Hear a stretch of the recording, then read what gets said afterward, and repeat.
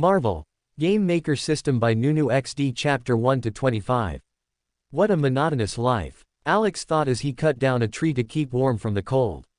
Alex was a young man who was always interested in web novels and games. His dream was to die one day and transmigrate to some magical world, where he could use magic or similar things, as life on Earth was very boring for someone like him, who had no money and no friends.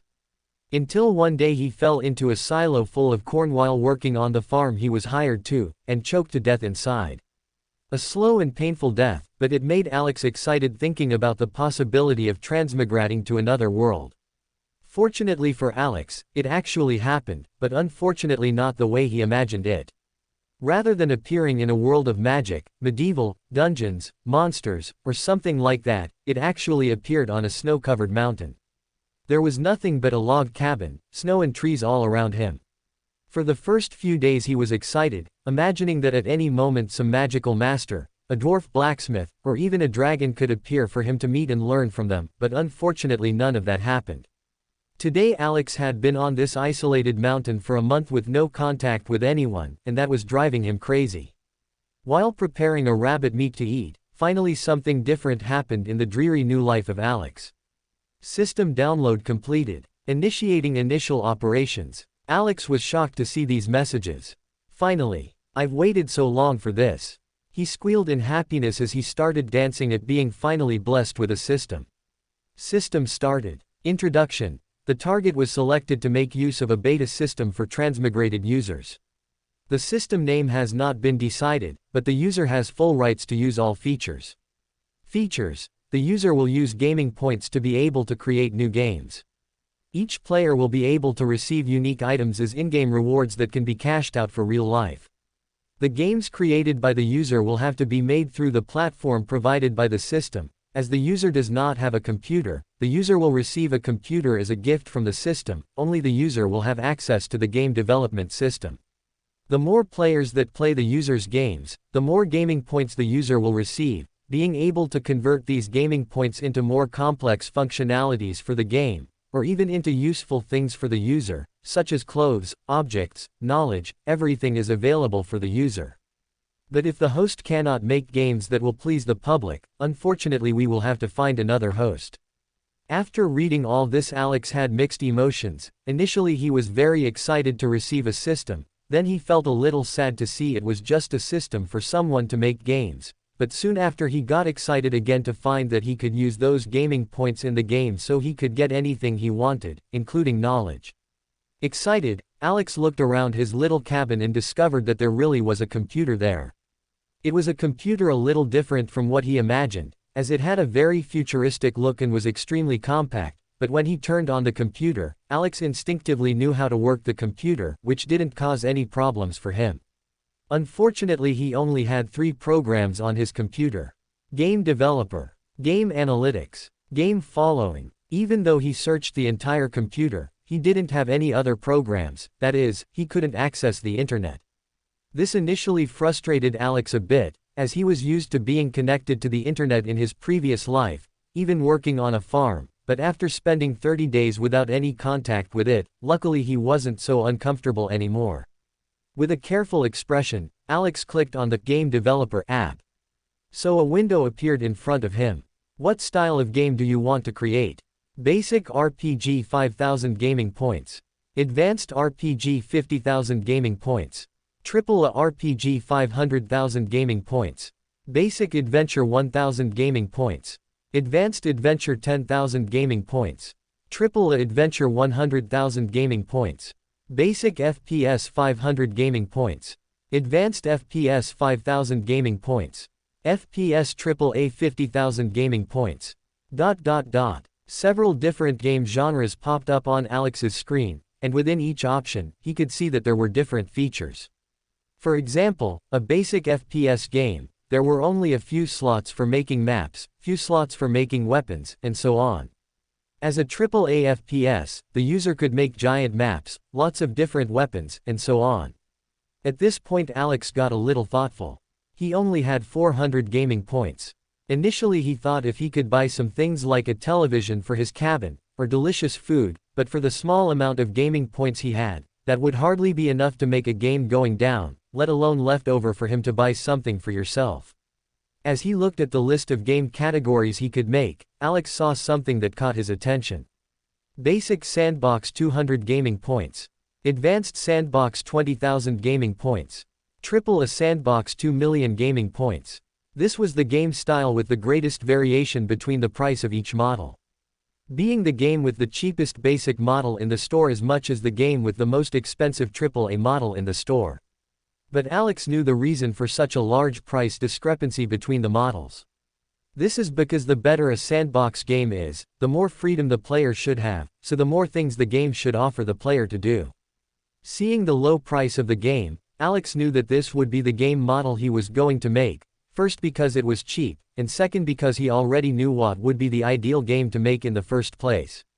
A game that wouldn't be very difficult to make initially, that didn't have many complicated features, but even though it was very simple, it still attracted a huge amount of players to play every day. Clicking to use the sandbox model, Alex saw that his gaming points had dropped from 400 to 200 in 1 second, but he knew that if he could make this game, he would earn much more in the future.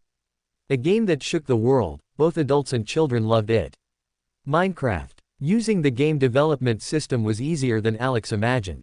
He was initially worried that he had never studied game development in his life, especially programming. But when interacting with the system's computer, Alex felt that everything was much simpler than he imagined.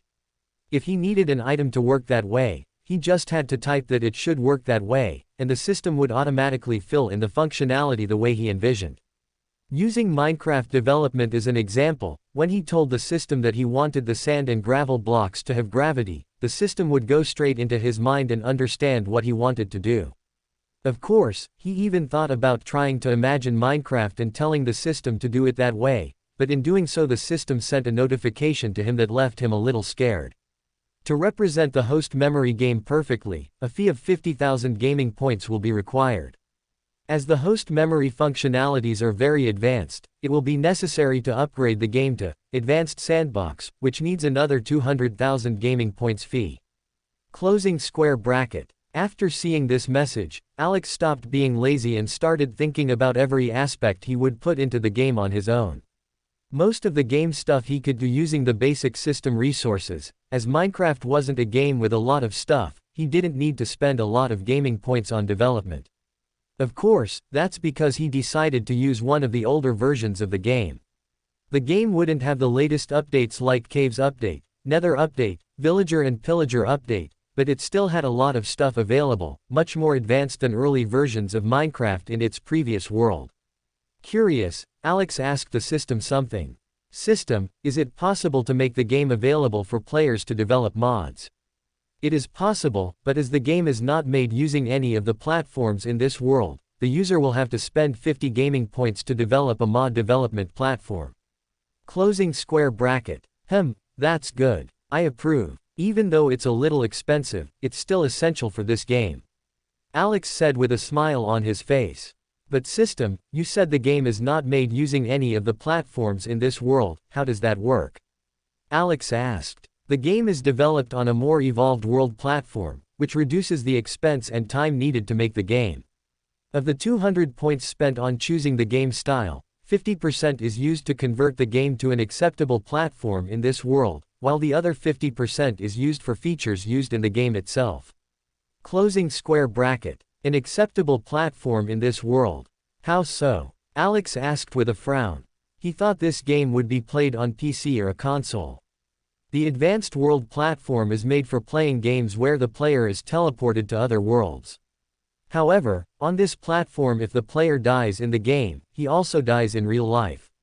That's why it's necessary to modify this platform so that only the player's conscience goes to the game world, and add a security system so that the player goes back to the original world if he dies in the game.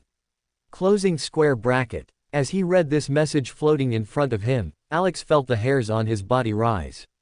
He thought he was just developing an ordinary computer game, but he was actually working on a program that sent people to other worlds. If there was no such security system, would players die in his games? Luckily there was this security system, so Alex was more reassured about it. Over time he even got excited imagining what it would be like to play Minecraft in person.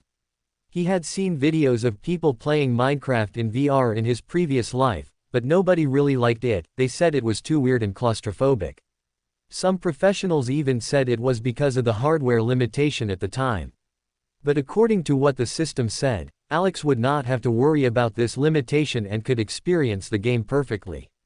With that in mind, he was even more concerned about making the game better. To turn the game's lighting into something more realistic, he even paid another 50 gaming points to add a pack of shaders to the game world. It would be very strange to enter another reality and the sun is weak, the water has no reflection. After that the graphics were amazing. The problem was when he started to feel like he had forgotten about some things in the game. What do I do? Alex asked himself worriedly. He played Minecraft for many years, but it's one thing to play it, another thing to remember every detail, every block, every mob. Until he realized he still had 100 free points. System, is there anything I can do to remember all the details of a game? Alex asked worriedly. User can purchase a memory capsule for 50 gaming points. This capsule will make the user remember everything related to something specific for 24 hours. After 24 hours, the memory about it will start to fade if the user doesn't pay attention to that thing again, but if the user really concentrates on what he wants to remember, he can remember that thing again, but not so easily. Ps. Using multiple memory capsules on something specific can make that memory permanent. Closing square bracket. Reading that in the message floating in front of him made Alex break into a satisfied smile. He could still save 50 gaming points after using the memory pod. Without thinking twice he bought the capsule and swallowed it. In a few seconds a lot of memories started to pop into his mind. Initially it hurt a little, but as time went by it only got slightly uncomfortable. Until he completely adapted to that memory and went back to developing Minecraft. Alex was determined to finish Minecraft tonight. It's finally ready, Alex said in a tired voice as he finished reviewing the game thoroughly. He had been awake for 21 hours developing Minecraft and reviewing until he could no longer find any bugs. It would be nice to actually have lots of gaming points to be able to let the system play the game using just my memory. Unfortunately my remaining 50 points are way off the 50,000 points needed to be able to do that. Alex sighed as he fiddled with the computer. In the Game Developer program, there was a test button. Alex couldn't think about how the game would be after being submitted. He was really looking forward to testing the game right now, but the fatigue he was feeling was very heavy, to the point that he found it difficult even to go to the bathroom. So, after washing away the dirty cutlery, which he used to eat the rest of the rabbit he had hunted, Alex lay down on his bed and slept very peacefully. The next day, Alex woke up excited to test the game. First he put some wood to burn to warm him up, and enthusiastically pressed the launch button in the program. In the blink of an eye, Alex found himself in a completely different place. Instead of the small cabin he'd lived in for the last month, surrounded by pine trees and lots of snow, this time Alex was finally feeling warm again. This is magic. He yelled excitedly as he looked around curiously. There was green grass, oak trees, sheep, cows, everything he had imagined was in front of him. The only problem that made him feel a little uncomfortable was that the whole world had something different, everything was square. But unlike the Minecraft he saw through his computer screen, this time everything around him was square. It was like the whole world was squared to match itself. With emotion, Alex ran towards a tree and did something he always imagined it would be like. Punch. Alex punched a tree. But instead of what he imagined, the trunk of the tree did not break, but began to show cracks. Punch, punch, punch. After 3 more punches, the tree trunk actually broke, and just as Alex imagined the tree remained in place, floating as if nothing had happened. The experience of seeing this happening through a computer screen and making it happen with your own arms was completely different. Punch, punch, punch, punch. Alex continued to break trees until something happened. The leaves on the trees began to fall, and between the leaves a bright red apple also fell. Curious, Alex took the apple and took a bite of it. What a divine taste! He yelled in excitement, making his blue shirt sway over the sides. Finally Alex noticed something different. This should probably be the first thing a person entering this world would notice, but having played Minecraft for so many years, Alex just ignored it without realizing how weird it was. His hand that held the apple was square, his arms were rectangular. When he took his own face, he felt that his face was also square. As he ran towards a nearby river, Alex saw a very familiar face. "Steve," he said, shocked. Looking at one's reflection and seeing Steve was shocking. But unlike playing on the computer monitor, seeing it with your own eyes was strangely normal. His eyes moved naturally, his mouth moved naturally, there were square teeth that for some reason could eat the apple well, his hand had fingers that even though they were square also looked natural. All of this got Alex very excited, making him explore everything. He had adapted crafting to work in a more magical way. The player still had the inventory, but crafting had been revamped. Opening the inventory, Alex used his mind to make a cookbook come out. The book contained all the things a player could do with the materials he currently had, and the more different things the player got, the more pages the book would receive. Initially Minecraft didn't have this book, but this made many casual gamers not try to play the game as it was too difficult, so in later versions the developer added something that Alex also did in his game. Following the recipe given in the book, Alex opened his inventory and took the other item that newbies would receive. A black box with a tool symbol. The box had 9 compartments where the player could place the block miniatures and items they had. By following the recipe in the book and placing the blocks and items in the right places, when closing the box it would glow, and when opened again, the finished item would come out of there. Alex had changed more things in the game to make gameplay more fun for players, but that he was too lazy to test for now. Seeing that the game was starting to get dark, Alex realized that it had probably been 20 minutes since he entered the game. As he ate an apple on Minecraft, he felt he wasn't hungry, but his body in life really was probably feeling it, so he decided to quit the game for something to eat. With a satisfied smile, Alex rose from his computer chair and marveled at the system he'd been given. If he can keep using this system to make more games, the people of the world will go crazy about it. Even whoever made the game, was dying to play, so who will say other players? With a smile on his face, Alex used the mouse to click the launch button. Under the system, this button would make the game launch on all non-exclusive digital platforms, that is, as long as it wasn't a digital store for a console, or a digital store for a game brand. All stores that accepted developers' independence would have his game listed on the shelves as if he had actually signed up to promote his game there. After hitting launch, Alex decided to look at the system store and see if he could buy some cheap food so he wouldn't have to go hunting any more animals. Meanwhile, in an apartment in the suburbs of NY, a chubby young teenager was browsing the world's most famous online game store. Unfortunately, he was very bored. All the games were very similar. It was either a game about Captain America in World War II, or a game where a soldier had to fight Nazis, or worse, a game where the company just wanted to take money from players, making them spend a lot to be able to stay strong. Ned didn't have the money to play this type of game, so he was always weaker than other players. That's why he gave up on that kind of game. But no matter where he looked, Ned couldn't find any interesting games to play. He even went to the recently added tab, but he couldn't find anything there. Until he saw something that caught his attention. Among several war-themed games, there was one game that was standing out a lot for being different. A pixel art that apparently represented a land, with a name written across the front in square fonts. Minecraft. Curious, Ned clicked on this different game and saw that the game page didn't have much information. The only information I had was some promotional images of a square man apparently looking after a farm, with pigs, cows, sheep, horses. Is this a game where the player is a farmer? Ned wondered aloud as he became interested.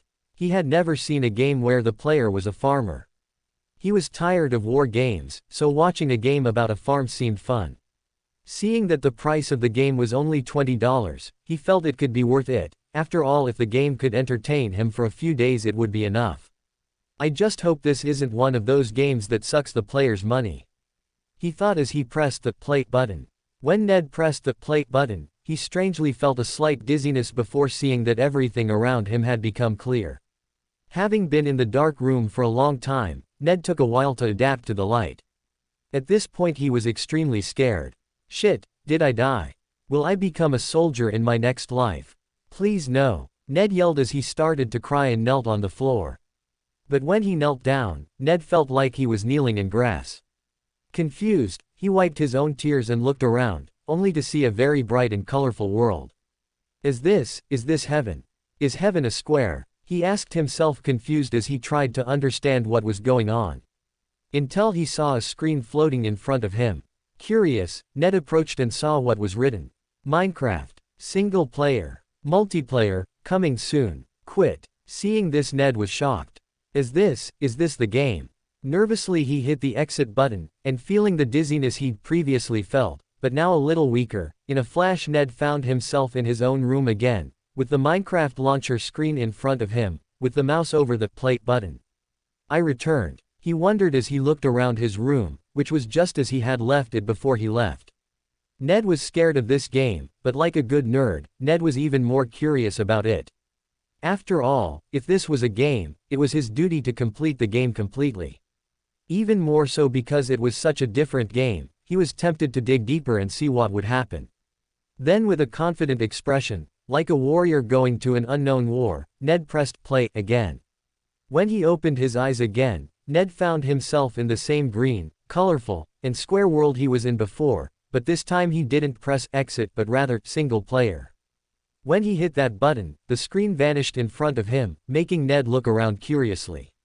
The first thing he noticed was that his arms had turned square. It's probably to match the world, right? Ned asked himself mentally. On his back he felt a backpack, so out of curiosity he grabbed the backpack and opened it. But instead of seeing what was inside, Ned saw a screen floating in front of him, with a book and a box, and several empty spaces. Curious, he reached into his backpack and reached for the book. Magically the book came out of his hand. Opening the book carefully, Ned began to read the instructions and was a little confused. While holding the book, Ned walked towards a tree and took a breath before punching the tree. Punch. As soon as he closed his eyes in fear of the pain the punch would bring him, he heard the crunch of bark breaking, but the pain he'd been waiting for didn't come. More confident now, Ned punched the tree again, and saw that it was even more cracked. Followed by other punches, the torso suddenly broke and turned into a small block that floated in front of him. Is this floating? He asked, shocked as he ran his square hand between the two trunks to see if there was nothing holding it, but really there was nothing. Picking up a small floating block, Ned put it in his own backpack and found a diversion. Not caring what the book was telling him to do, Ned started punching everything: trees, dirt, sand, stone. Everything he punched sometimes broke. Curious about these little blocks, Ned decided to throw it on the ground and see what happened.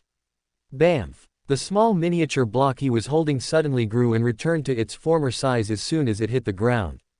Whoa! Ned was shocked. He loved playing Lego as he had several different Lego collections, but he never imagined he could play with such a big Lego. So without thinking twice, Ned started breaking up all the land he saw along the way and started putting the small blocks in his backpack.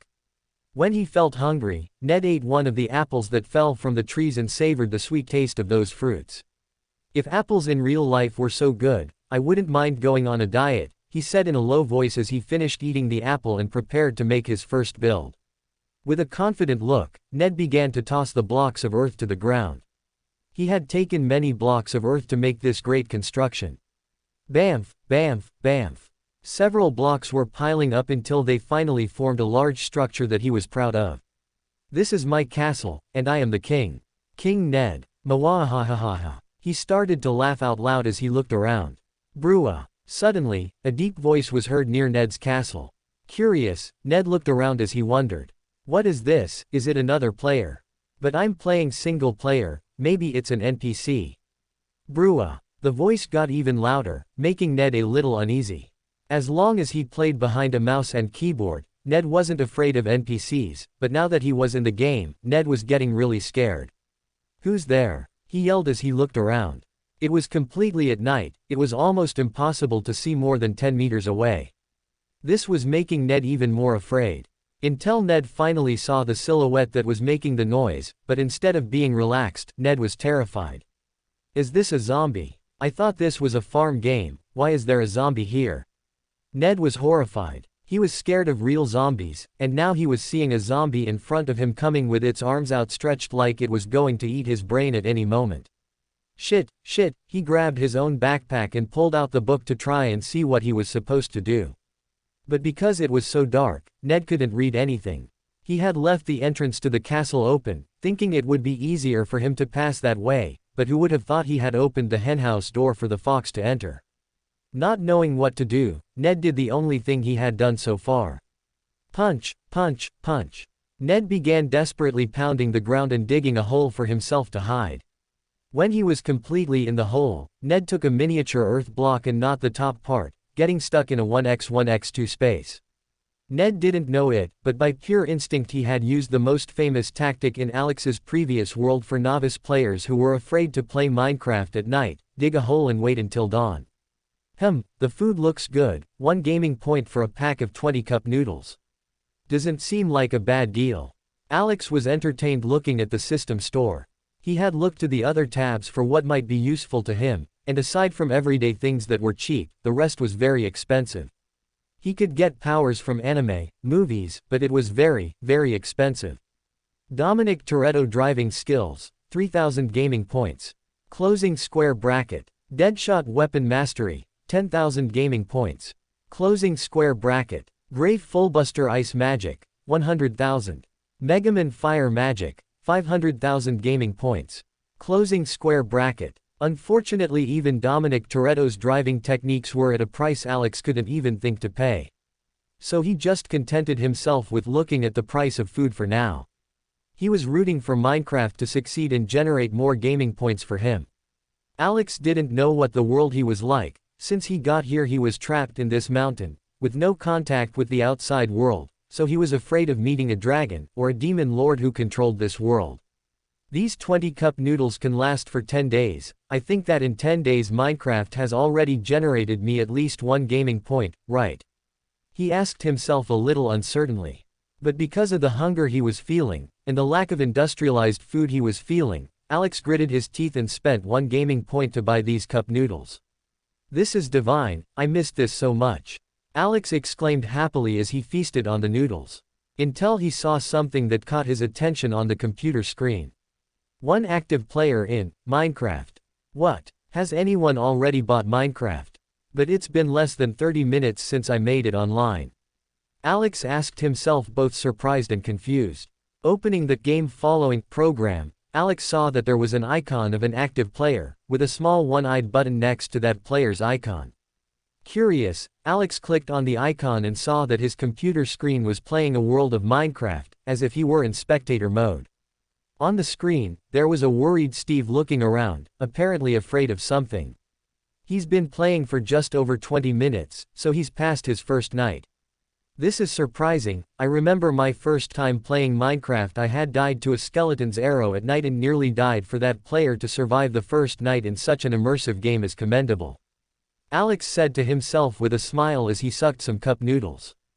Gradually he became more and more entertained watching this player venturing into the world of Minecraft.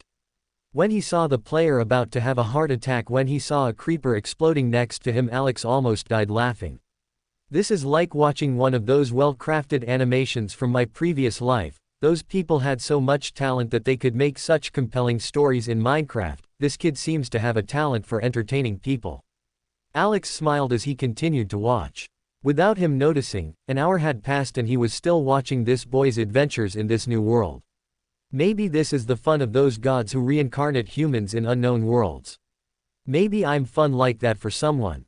Nah, I just sat in front of the computer and made a game, I guess I'm not that interesting.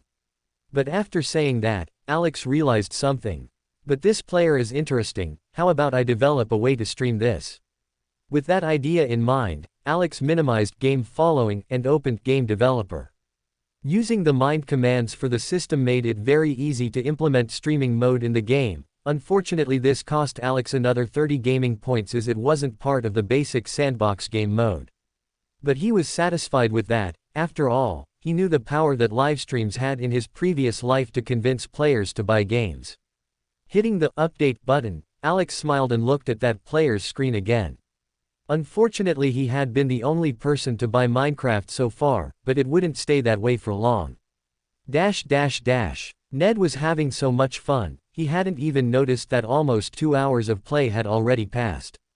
After discovering that he could make swords, pickaxes, shovels, armor, Ned became addicted. He wanted to mine deeper and deeper into the caves, but he was afraid of encountering some unknown monster. After he saw that green monster that explodes, he was shocked. But that didn't stop Ned from venturing into the surface and shallower caves. So he got his first iron armor. Looking at the shining armor between his arms made Ned very proud. He had conquered this armor with a lot of effort, which made him value it even more. But as Ned admired his iron armor, a floating screen appeared in front of him. A new update has come up. Do you want to update the game now? You will need to restart the game to apply updates. Closing square bracket. Seeing this, Ned was surprised. From what he had seen when he bought the game, it had been released today, and was there an update already? But despite the doubts, Ned decided to accept and disconnected from the game for 3 seconds before returning to the world again. So fast. Maybe it could just be a little bug fix, Ned said out loud as he went back to admiring the armor in front of him. When he went to put his old leather armor in his backpack, Ned saw something different there. Next to the backpack was something that wasn't there before, a camera. When did I get a camera? I don't remember crafting this, he said to himself a little uncertainly. When he took the camera, he saw a small screen explaining what it was. This is the streaming camera. To start a live broadcast, it is necessary to log into the desired platform account. Closing square bracket. Should I? Last time it didn't work out very well. Ned wondered before shaking his head. Damn it, I won't lose anything with this anyway, why not give it a try? Certainly other people will be amazed by this game too, this could be my opportunity. With conviction, Ned logged into his Twitch account and pressed the camera button to begin streaming. As soon as the camera light turned red, he got a little shy as he held the camera not knowing what to do. P. Parker. Hey Ned, are you trying streaming again? What is it? It's a movie. Dude, be careful, you could get sued for this. D. Seeing his best friend's text, Ned smiled and replied. Hi Peter, this isn't a movie, look, it's me. And he started to move his arms as he waved from side to side. P. Parker. What? How are you doing this? Are you using body tracking? How did you get so much money? Closing square bracket. Ha ha ha, it's not body tracking, look, this is the house I built. In the beginning it was just an earth castle, but then I took some stone with my pickaxe and managed to exchange the land for stone, now it's much tougher. Ned said as he started to show with the camera and explain the things he's done in the world since he started playing. P. Parker. Whoa, how are you doing this? PLs tell me. I want to try too. Closing square bracket. Dark_night. Hey bro, what's this? I was passing through other livestreams and saw that yours seems to be using CGI, are you a VTuber? Closing square bracket. And so more people started arriving on Ned's livestream, some came out of boredom, others came because friends called, but after joining this weird livestream, no one could leave, everything was very new and magical for them. Ned often had to explain the most basic things in the game over and over, but no one got tired of hearing it as he walked around this world holding the camera. Viewers were feeling like they were somehow watching a human from another world as he explored it, it was so much better than a movie. Welcome to Fanfic Audiobook, your go-to place for immersive audiobooks. If you enjoy the content, don't forget to like the video and subscribe to our channel for more amazing stories. Alex was thrilled to see people liking the player's livestream, who apparently was named Ned. Finally some entertainment. Alex squealed in happiness. He didn't have any form of contact with the outside world, only being able to do things related to the game, so being able to watch other people interact was already a big step forward for him. Ding! Ding! 2 new notifications came from the Game Analytics app. In this show he could see how the game was doing, how much it sold, how long players were online, and that sort of thing. Those 2 notifications only meant one thing, he sold 2 more copies. Ned's livestream had 40 people watching him, and the number was continuing to grow. For someone like Ned who only had 1 follower before he started playing, getting 40 people together was awesome. And these people calling more and more friends was becoming a great free publicity for Alex's game. Units sold. 3. $60. My game has already sold $60. This is amazing. Alex was happy as he rushed to open the converter tab to calculate how many points he could earn from these sales of copies of the game. $60 equals 0.3 gaming points. URHGG, that's not even one gaming point. So I'll need $200 to get one gaming point. To make another 200 gaming points sandbox game would I need $40,000. Damn, that's too expensive.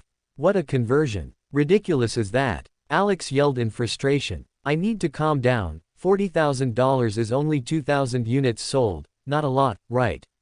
Alex wondered uncertainly. Minecraft in his previous world had sold 600 million copies, which was equivalent to $120 billion if it sold at $20 each copy. With such huge potential, Alex didn't have to worry that it wouldn't yield anything for him. The game would probably take a while to start generating more profit, but he shouldn't be in a hurry.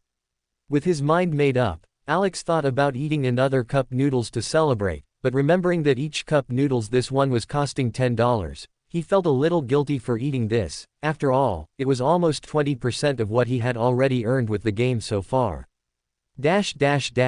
With a source of entertainment, the day went by pretty quickly.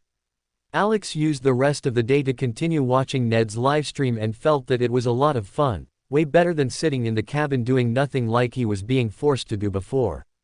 The next day, Alex opened Game Analytics and saw the Minecraft stats. Minecraft. Units sold. 41,820. Average time played. 5 hours. Closing square bracket. Peak simultaneous players. 34. Do I already have enough for 4 gaming points? Alex was excited. He would no longer have to regulate his own food for fear of not having enough money to support it. Adding to the 19 gaming points he had previously, he could now convert that money and have 23 gaming points. It wasn't much, but he had noticed that more players had started making Minecraft livestream, which would draw even more attention to the game, providing more sales for it in the future. I think the next thing I should develop is multiplayer. This will attract even more people, but before that I need to collect 50 gaming points. Alex chatted to himself. He wanted to launch Minecraft with multiplayer mode, but to do that he would need to pay more points, which he didn't have much left, so he had to just leave the "soon" button next to multiplayer in the game. With 50 gaming points he could buy a server that would support 5,000 people playing online, which was a pretty good number considering that 5,000 people would earn him 500 gaming points. For now all I can do is wait. Alex sighed as he opened Game Following and started watching Ned's livestream again. He was surprised that there were already 93 people watching Ned's livestream. That was pretty fast growth for someone who didn't have any followers yesterday. Until a notification popped up in front of him that left him a little confused. Ding, a mutant just purchased the game. Do you want to allow the mutant to use his abilities in the game?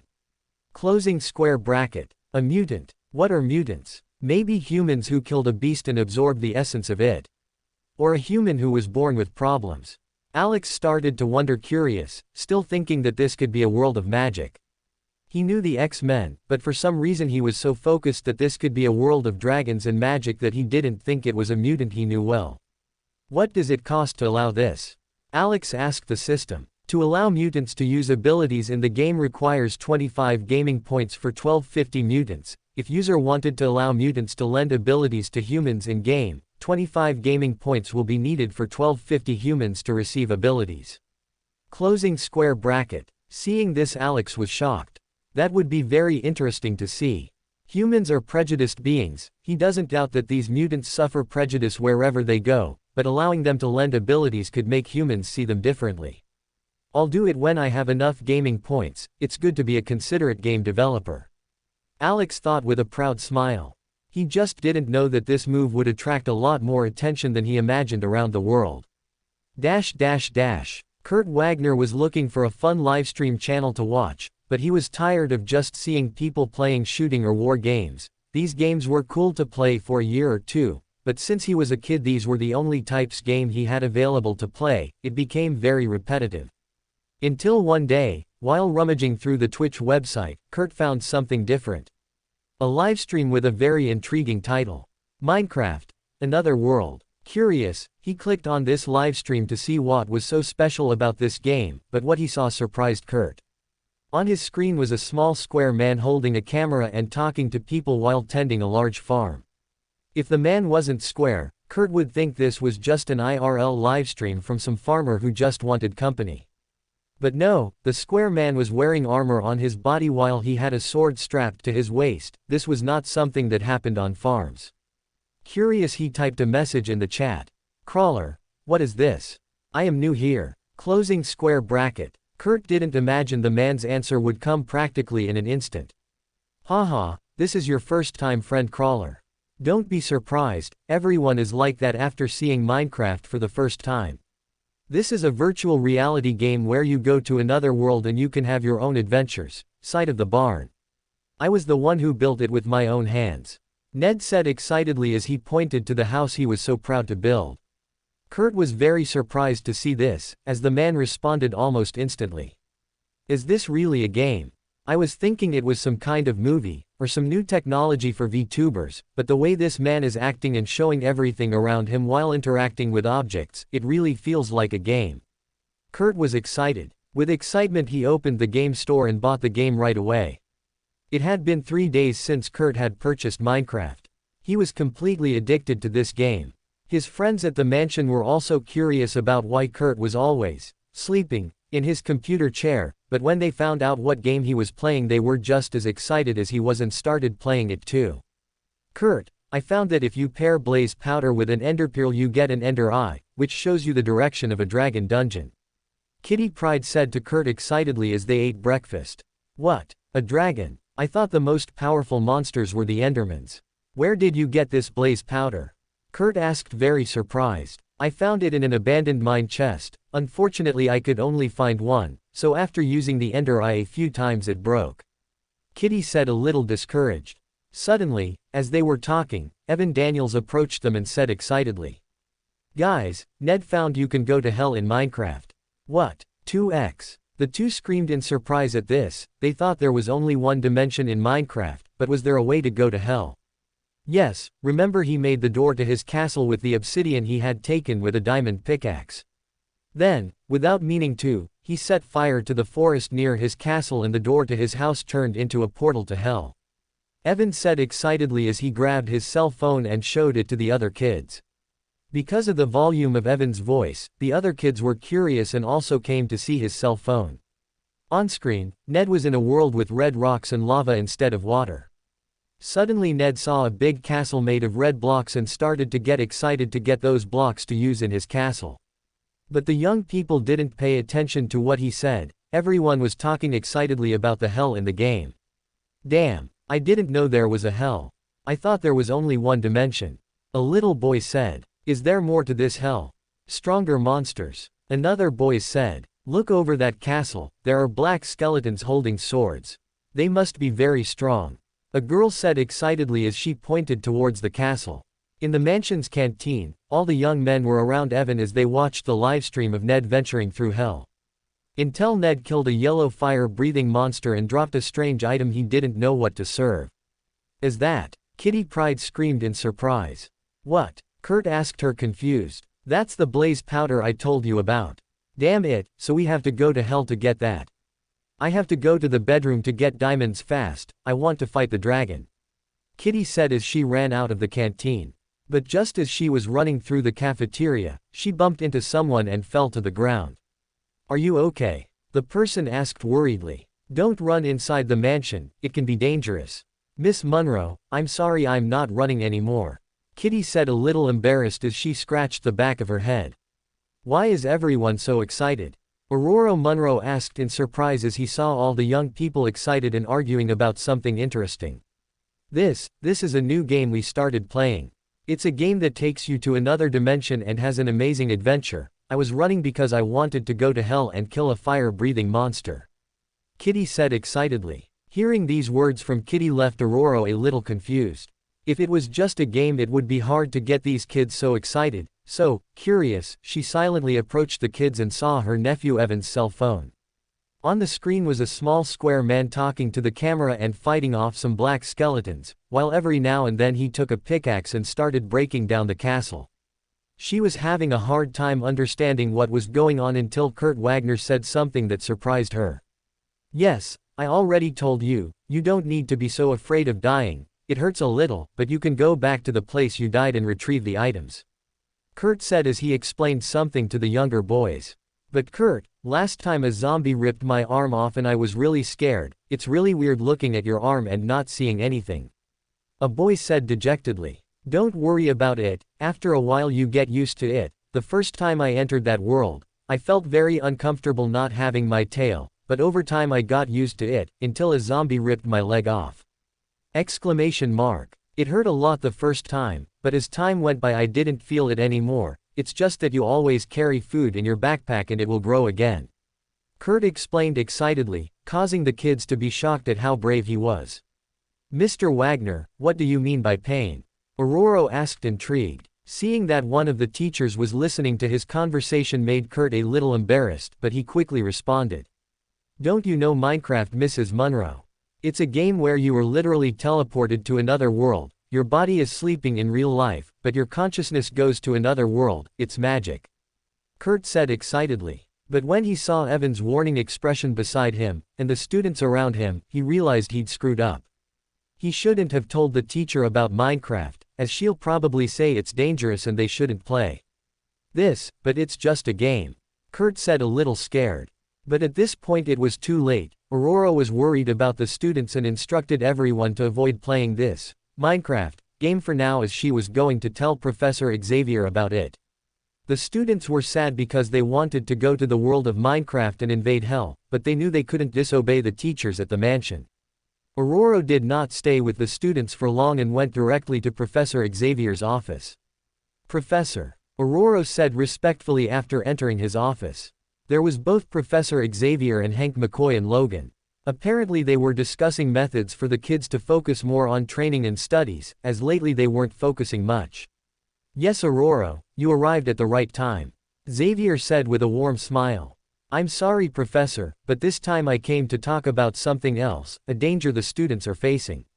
Aurora said with concern. Alex was extremely happy. Minecraft was selling a lot more than he thought it would sell in the first week. Minecraft units sold 321, $6,420. Average time played 6 hours. Closing square bracket. Peak of simultaneous players 241. He had already sold over $6,400, which was equivalent to 32 gaming points. With that he could finally launch the game's multiplayer mode, which would definitely attract more players, as well as making current players even more addicted to the game, as playing alone was fun, but playing with friends was several times more fun. With a smile on his face, Alex sat down at the computer and started setting up Minecraft's multiplayer mode. Using 50 gaming points, he bought a server that would support 5,000 people, which would be more than enough for the player base now. First he activated a LAN servers option, which would be free. On this type of server, as long as the two players had the game and were connected to the same internet network, they could connect to the same world together. Secondly, Alex decided to add a mode where the player could buy a world online. The world would cost $1 a month and the player could invite up to 10 people to the world with him. If he wanted more slots he would have to buy separately. That was an idea that Alex had when making the multiplayer mode. As the game was made on a very different platform from his previous world, it would be impossible to get hosts for players to make their own servers, so in order to accommodate these people he decided to make a system to host himself. Players would have no lag at all, and would just pay a cheap price to play with friends. If someone wanted to make a big server with many slots, people would have to pay a lot more money, and then it would be up to the server owner to make the server profitable with the microtransactions they chose. And finally, Alex decided to make some servers for himself, to encourage players to play the multiplayer mode, i.e. he would make some minigames on a server that players could join. The server name would be the name of one of Alex's favorite servers in his previous world, Hypixel. But he couldn't make many minigames with the features he currently had available, so he chose only 2 of the simpler but a lot of fun minigames he liked to play. Build Battle and Hunger Games. Luckily he didn't have to build the lobby manually. The only thing Alex needed to do was imagine what the lobby would look like, or rather, remember what Hypixel's lobby looked like in his previous world and tell the system to build it.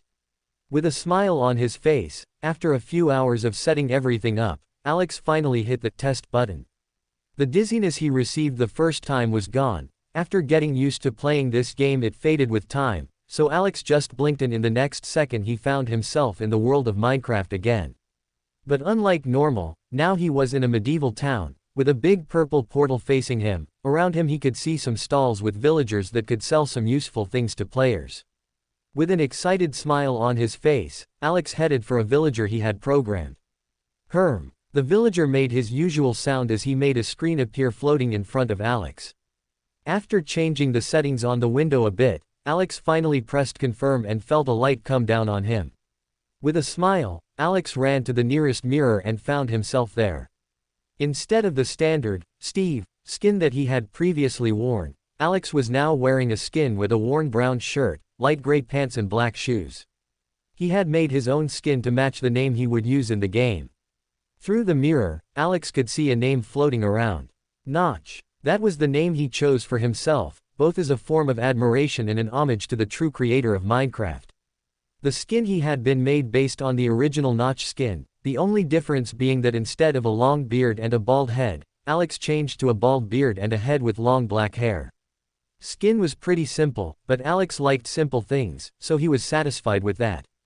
That was his idea. The character's skin change would be free once a week on the Hypixel server. If someone wanted to change it before a week, he would have to pay $1 for each time it changed, resetting the time again. As players like to be unique, Alex thought it would be interesting to allow players to change their appearance as well. The changed skins in Hypixel worked on all Minecraft servers, including single-player mode, so even if a player didn't like playing with other people, he would still need to come to Hypixel to be able to change his own appearance in the game. And when he came here, he was likely to be interested in one of the games. Those who were more violent could enjoy playing Hunger Games, and the more peaceful and creative had fun playing Build Battle. The server had a VIP system, where the player could pay to have unlimited skin swaps, colored capes for the player to wear, and be able to choose the color of the name above their head. Nothing that would give you an edge against other players, but still allow players to support the game, and help the game earn more income. After testing the minigames, Alex was satisfied with what he had done and decided to quit Minecraft. Seeing that there were 298 players online in the game, Alex felt it would be a good time to notify that a new update had been released. Ned was very happy the last few days, and the big reason for that was that he got to know Minecraft. Minecraft was not only an extremely fun and innovative game, it was also the game that changed his life. From a high school student, to a streamer who had over 500 people watching him every day. Most Minecraft players got to know the game through Ned's livestream, so these people liked to see him play it from time to time. The money Ned was getting on the livestream was pretty good. In just a week playing Minecraft he had made over $600, which for a kid who was still in school and just staying at home playing video games was amazing. But today something familiar happened. While he was using Nether's stones to make his castle even more intimidating, a screen appeared in front of Ned. A new update is available. Do you want to restart the game to update? Closing square bracket. Seeing this, Ned was excited and without thinking twice pressed the button. Yes. Closing square bracket. Restarting the game was a very quick process, so right after going back to the game's start menu, Ned was explaining to viewers what was going on. The last time there was an update like this, the game had unlocked the option for people to livestream while playing. What will the game add now? Ned asked viewers. P. Parker. Maybe another dimension like hell. Closing square bracket. Crawler. I think it might be new monsters. Closing square bracket. ... Viewers started making their own guesses, but when Ned walked over to the start menu screen, he was surprised by what he saw. Minecraft. Single player. Multiplayer, available. Quit. Multiplayer mode is available. Ned yelled in excitement, making viewers as excited as he was. P. Parker. Hurry, start playing, I want to know what it's like. Closing square bracket. Crawler. Damn, I wish I could be playing, but my teacher forbade me. Closing square bracket. Pinky Penny. I feel sorry for the comment above. Closing square bracket. Random viewer 1. I feel sorry for the comment above. +1. Random viewer 2. I feel sorry for the comment above. +2. Random viewer 10. I feel sorry for the comment above. +10. Random viewer 50. I feel sorry for the comment above. +50. Kurt almost cried when reading these comments, but curiosity about the multiplayer mode kept him focused on the computer screen while he waited for Ned to play. And Ned didn't let these people down. When clicking multiplayer, another window appeared. Hypixel 15 5/1000. Create own server. Closing square bracket. Ned didn't want to create his own server, so without thinking twice he clicked on Hypixel and was teleported to that world. What he saw around him stunned Ned. Unlike the simple castle he was building, the buildings in this world were gigantic and very well made. There were very tall houses with beautiful roofs, small simple houses, stalls with villagers behind them who seemed to be selling something, and most attractive, a large purple portal in front of it. That portal leads to hell. Ned asked himself in surprise. He had never seen such a large portal, he even felt intimidated by it. Around it were 15 more surprised players looking at the big portal. Looking around, Ned saw that they all looked the same as he did, which made him a little uncomfortable. The only difference was 2 players who appeared to be girls, who had a female skin. But before Ned could complain about it, he saw a person different from the others. He was a player with long black hair, a brown shirt and gray pants. On the back of this player was a red cape with the face of a creeper that swayed in the wind. Above that player's head was a name. Notch. This made other players' attention shift from the portal to that player immediately. Hey buddy, how did you change your appearance? And where did you get this cape, is it an item? Ned ran and asked this unknown player. For some reason Ned felt that this cover made this player really cool. The player stopped and looked at Ned, before cracking a smile and pointing to a villager, then he turned and continued walking between the houses in that place and disappeared out of sight of the players. Seeing the villager that this player had pointed to, the other players ran to that spot before a screen appeared in front of them. Would you like to change your appearance? You can only exchange again after 7 days. Closing square bracket. Without thinking twice Ned began to change his appearance to a little darker skin, a yellow shirt and black pants, besides a crown on his head. It was a very simple look, but it already made Ned feel that he was different from the others. The other players also started to change their appearance. There were even 2 people who put on an outfit similar to Captain America's uniform and started laughing about it as they hugged each other. But Ned noticed that there was no cape for him to choose. Then he looked around and saw a gold banner with the word VIP on it. Curious, he approached the flag and saw another screen appearing in front of him. VIP banner. The advantages for VIP players are: closing square bracket. Would you like to become a VIP? Closing square bracket. Ned saw that the price was only $5, so he paid immediately. He managed to earn a lot more than that while doing a livestream, so he didn't bother to become a VIP. Soon he chose a golden cape and put it on his back.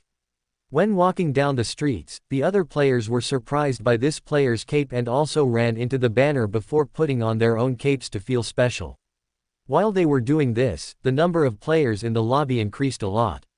Initially there were less than 20 people, but now it was getting pretty busy with apparently more than 100 people walking around the place to explore. Let's play a game, Ned asked the chat excitedly.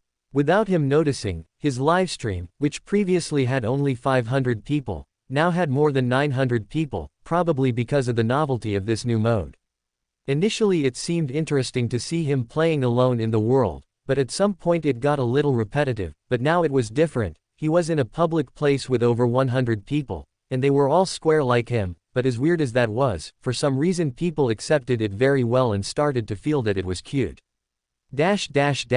While Ned was trying out multiplayer mode, Kurt was on the verge of tears in his room.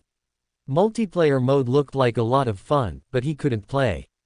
As he went to the cafeteria for dinner with the other students, he noticed that they all had the same frustrated expression on their faces, probably also wanting to play Minecraft multiplayer mode, but because of the teachers they couldn't.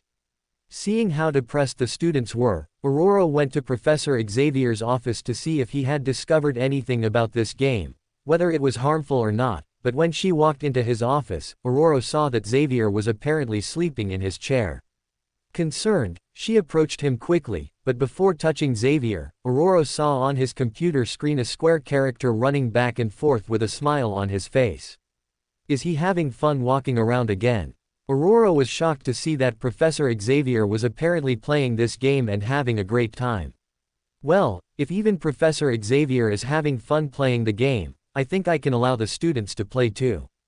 Aurora thought cautiously, but she was curious why this game was so much fun for these people. Maybe I should try too. She asked herself confused. While the students at Mansion X were excited to know they could get back to playing Minecraft, Alex was flying around the Hypixel server and watching the players in spectator mode. It was interesting to see how these people were acting, and strangely these people were like the people in his previous world. The way they talked, the way they acted, it was all very much like his previous world, which gave Alex a sense of familiarity with it. It's like I'm still in my old world, there are even people with superhero skins, ha ha ha. He chuckled as he looked at some players who wore Captain America clothes. Is this a parallel reality? A world where there are wizards? After all, I can learn magic through the system. It would be a little weird if I was the only one who could use magic in the world. No, the system said there were mutants too, so maybe it could be a version that there are monsters in the world. Maybe it's a world like solo leveling. But as he floated invisibly and watched the players, Alex noticed one player different from the rest. Having been playing Minecraft for at least a few days, most players were already used to the most basic things in the game and focused only on what's new. But there was a different person. A single player with long hair was just sitting in a lobby chair and watching the other players. Sometimes he got up and paced, but apparently uncomfortable standing, this player sometimes came back to sit. Curious, Alex decided to approach this player and try to understand him. After all, for a game developer, understanding his own audience was fundamental. Flying into an alley, Alex turned off invisibility and approached that player while looking at his nickname. Professor, your nick will likely become valuable in a while, Alex said as he approached the seated man. The professor was surprised by another person approaching him. The first thing he noticed was that person's long hair, which made the professor feel familiar with this man. He must also be bald outside of this game. Like this? Professor asked, curious about the man's statement. He was normally used to always knowing the superficial thoughts of the people around him, but upon entering this world, he found that he couldn't use his own mutant powers, which on the one hand was a little uncomfortable, but on the other hand it was an experience, refreshing. Alex saw that this player did not understand what he meant and did. This player must be a noob. Alex thought with a smile, happy that even noobs were interested in Minecraft. Nicks like black, white, blue, red, happy, sad will be rare nicks in the future, as many people will consider using it as a nick, even professor, as I believe other teachers will also think about using this as a nickname. Maybe in a few years, or even months, some player will contact you in order to buy your nickname. Alex said with a smile as he explained patiently. Upon hearing this player's explanation, Professor understood what he meant and thought this situation was interesting. He wasn't short of money, so he wouldn't mind money offers for his nickname, but having people interested in it made him feel good. What about yours? Will yours also appreciate in the future? Notch isn't something I've heard before. Professor said with a curious expression. Maybe in the distant future, but it's not something I can control. Alex replied without explaining why. He didn't want to say that he was the creator of this world and that probably when people found out his nickname he could value himself a lot. Professor was quite intrigued by Notch's answer. He really wished he could use his powers on this player to know what he was thinking, just like he always did with the people around him. But no matter how hard he tried, it was impossible to use that. It was like he was a normal human in this world, just like the others. What's your reason for coming to Hypixel? Alex asked curiously. To answer that, Professor thought for a moment and didn't feel that there was any problem in revealing the truth about it. Some students at my school were playing this game and I was worried that it might be dangerous, so I decided to test it out. I ended up finding out that I could walk in this world again, which made me really like it here. I'm not interested in battles against monsters or other players, just being able to walk around freely and see people going from one place to another is a lot of fun for me. Hearing the professor's response, Alex felt he could understand this man more.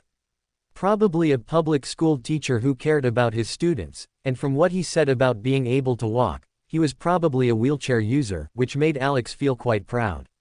He thought Minecraft would just be a fun game for people, but finding out that wheelchair users could freely walk around here would probably be of great help for those people in the future.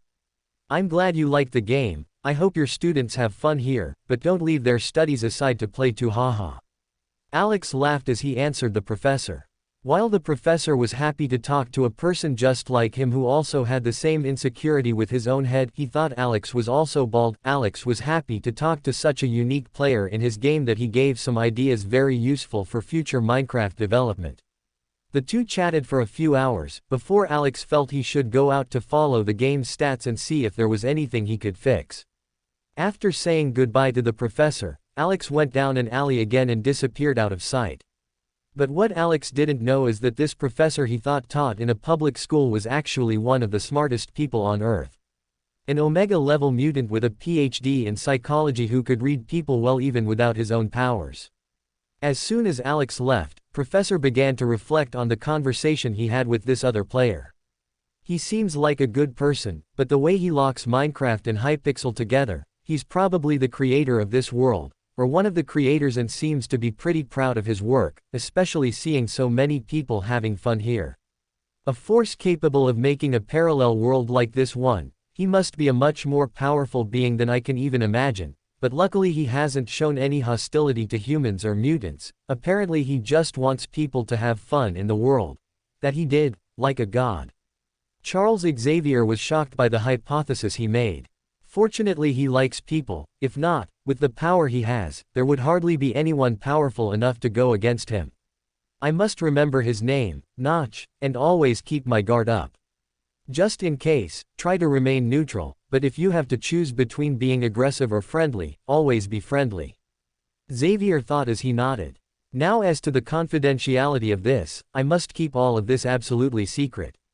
If anyone finds out about this being, the world could turn to chaos. Xavier was frightened by the possibility that other people would irritate this person by coveting his power. While Xavier had his internal monologue and was getting more and more scared, Alex was humming happily as he walked out of the world, thinking how nice it was to talk to a teacher after so long. He figured that this man must have had a lot of difficulties with the students, since even strong and healthy teachers had problems controlling children. He as a wheelchair person must have 10x more problems dealing with it. If Alex had known how powerful this professor was, he wouldn't have thought that at all, but to Alex, professor was just a nice public school teacher.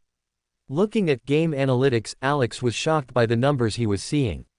Minecraft. 795 games sold -$15,900. Available for withdrawal, $9,500. Average time played, 7 hours. Closing square bracket. Peak of simultaneous players, 586. Total earned on servers sold, $156. In just one day Minecraft had sold almost 500 units. That was an astronomical number that Alex didn't even dare imagine before. He thought that because of the multiplayer mode launch, the game could probably sell 100 more copies in one day, breaking the previous record, but who would have thought that in just one day the game had sold nearly 200% of the total copies it sold. He had. These players are apparently very satisfied, as these new sales are likely to have come from players convincing friends to buy, or players making livestream about the game. Alex tried to deduce where so many sales came from. But that's not something completely incomprehensible. After all, I also only decided to play Minecraft the first time because my friends convinced me in my previous world. These players are probably the same too. They may have seen Minecraft videos and live streams, but because they felt it was very different and complex they may have avoided starting to play the game, but when they found they could play with friends who could teach they decided to buy soon. Alex thought. And probably the most basic game modes available from Hypixel can greatly influence these people's choice, as Hunger Games and Build Battle were games that anyone could play. Not to mention that launching Build Battle mode had greatly encouraged these players to enter Hypixel, as I hadn't yet added creative mode in Minecraft Vanilla, so the only place these players could pick up blocks infinite and building things freely was there. For people who liked more creative skills, this seemed perfect, making everyone feel happy with this new update. Alex thought of things he could do with the money from Minecraft sales, but for now he decided to just let it accumulate a few points before he could cash out and do some other update for Minecraft. For now, the hype around the game was enough to make sales remain constant. Probably those sales that happened today were just a peak, and from tomorrow it would start to fall again until it stabilized at a lower value, but Alex already was satisfied with these statistics. In a hidden temple in the Himalayas, several monks practiced stick fighting. These people had given up their earthly life in order to serve the master of this temple, at least for a while before they could go back and satisfy their own desires with the things they learned. Some of these people had pure desires, other people in the future would do terrible things against humanity, but all of this was nothing unknown to the master who guarded this place. This master could be known by many names around the world, but his identity was always a secret, and what he could do was never revealed much either. The only thing that all the disciples knew is that the master was very powerful, to the point that hardly anyone on earth would have enough strength to deal with this master who apparently already knew everything. But while people trained and thought their master was omniscient, their master was actually amazed to come across something that even he didn't know. This master was actually a woman. Because of the magic she controlled, her hair had completely fallen out, leaving a smooth shiny bald spot on her head. As much as she had no hair and had lived for hundreds of years, she was still a very beautiful woman. But this beautiful woman was shocked as she held up a necklace made in the shape of an eye that glowed with a green light. What is this? Why can't I see what's changing the timeline so much? She asked herself, scared. For some reason, today as she was doing her routine weekly timeline check, something started to change things a lot. Because she couldn't see the cause of this change very well, she could only see fragments of the result of this timeline shift. Fortunately, the changes that were taking place were positive around humanity. People who would once hate each other were starting to change to colleagues or friends. In this new timeline, people who once fought to the death were now apparently reconciling and starting to have fun together. This was unthinkable to her, as she knew it was their destiny to act this way and even fight to the death this way. But for some reason, there was a hidden force controlling things behind the scenes, correcting the timeline of a way that humanity was becoming even stronger than it could have imagined. Battles that in the future could kill billions of people because of this new timeline were having completely different developments. Is this a good thing or a bad thing? The elder asked herself, scared as she saw the timeline being messed up like this. But for some reason, despite using one of the infinity gems, she still couldn't see anything about the being that controlled this change in the timeline. It was as if this being was not part of this universe, but still continued to interfere in a positive way in everything that was happening. Frustrated, the crone continued to use a lot of magic on the Eye of Agamotto to try to uncover at least one clue as to who this being so powerful was that it was changing everything in the timeline. And after spending 80% of her magic power, the crone finally found out a clue. Minecraft. It was the only word she could pick out of the jumbled timeline she was seeing. This was the thing she saw that had apparently initiated this break in the timeline, shifting into something she didn't recognize. What is Minecraft? She asked herself, confused to see that the name was too simple. Have humans discovered a way to mine other ores and craft new weapons? No, that doesn't seem to be true. Maybe the humans discovered Wakanda and started mining the vibranium from there. It doesn't seem very possible either. She started to formulate numerous hypotheses about this, but in the end she chose the most obvious answer to her question. Google, what is Minecraft? She typed into her computer curiously. The elder was shocked to see her Google search result. Minecraft is a magical game. Closing square bracket. It was her first internet search result, and it was a post on a site called Reddit. Minecraft is a magical game.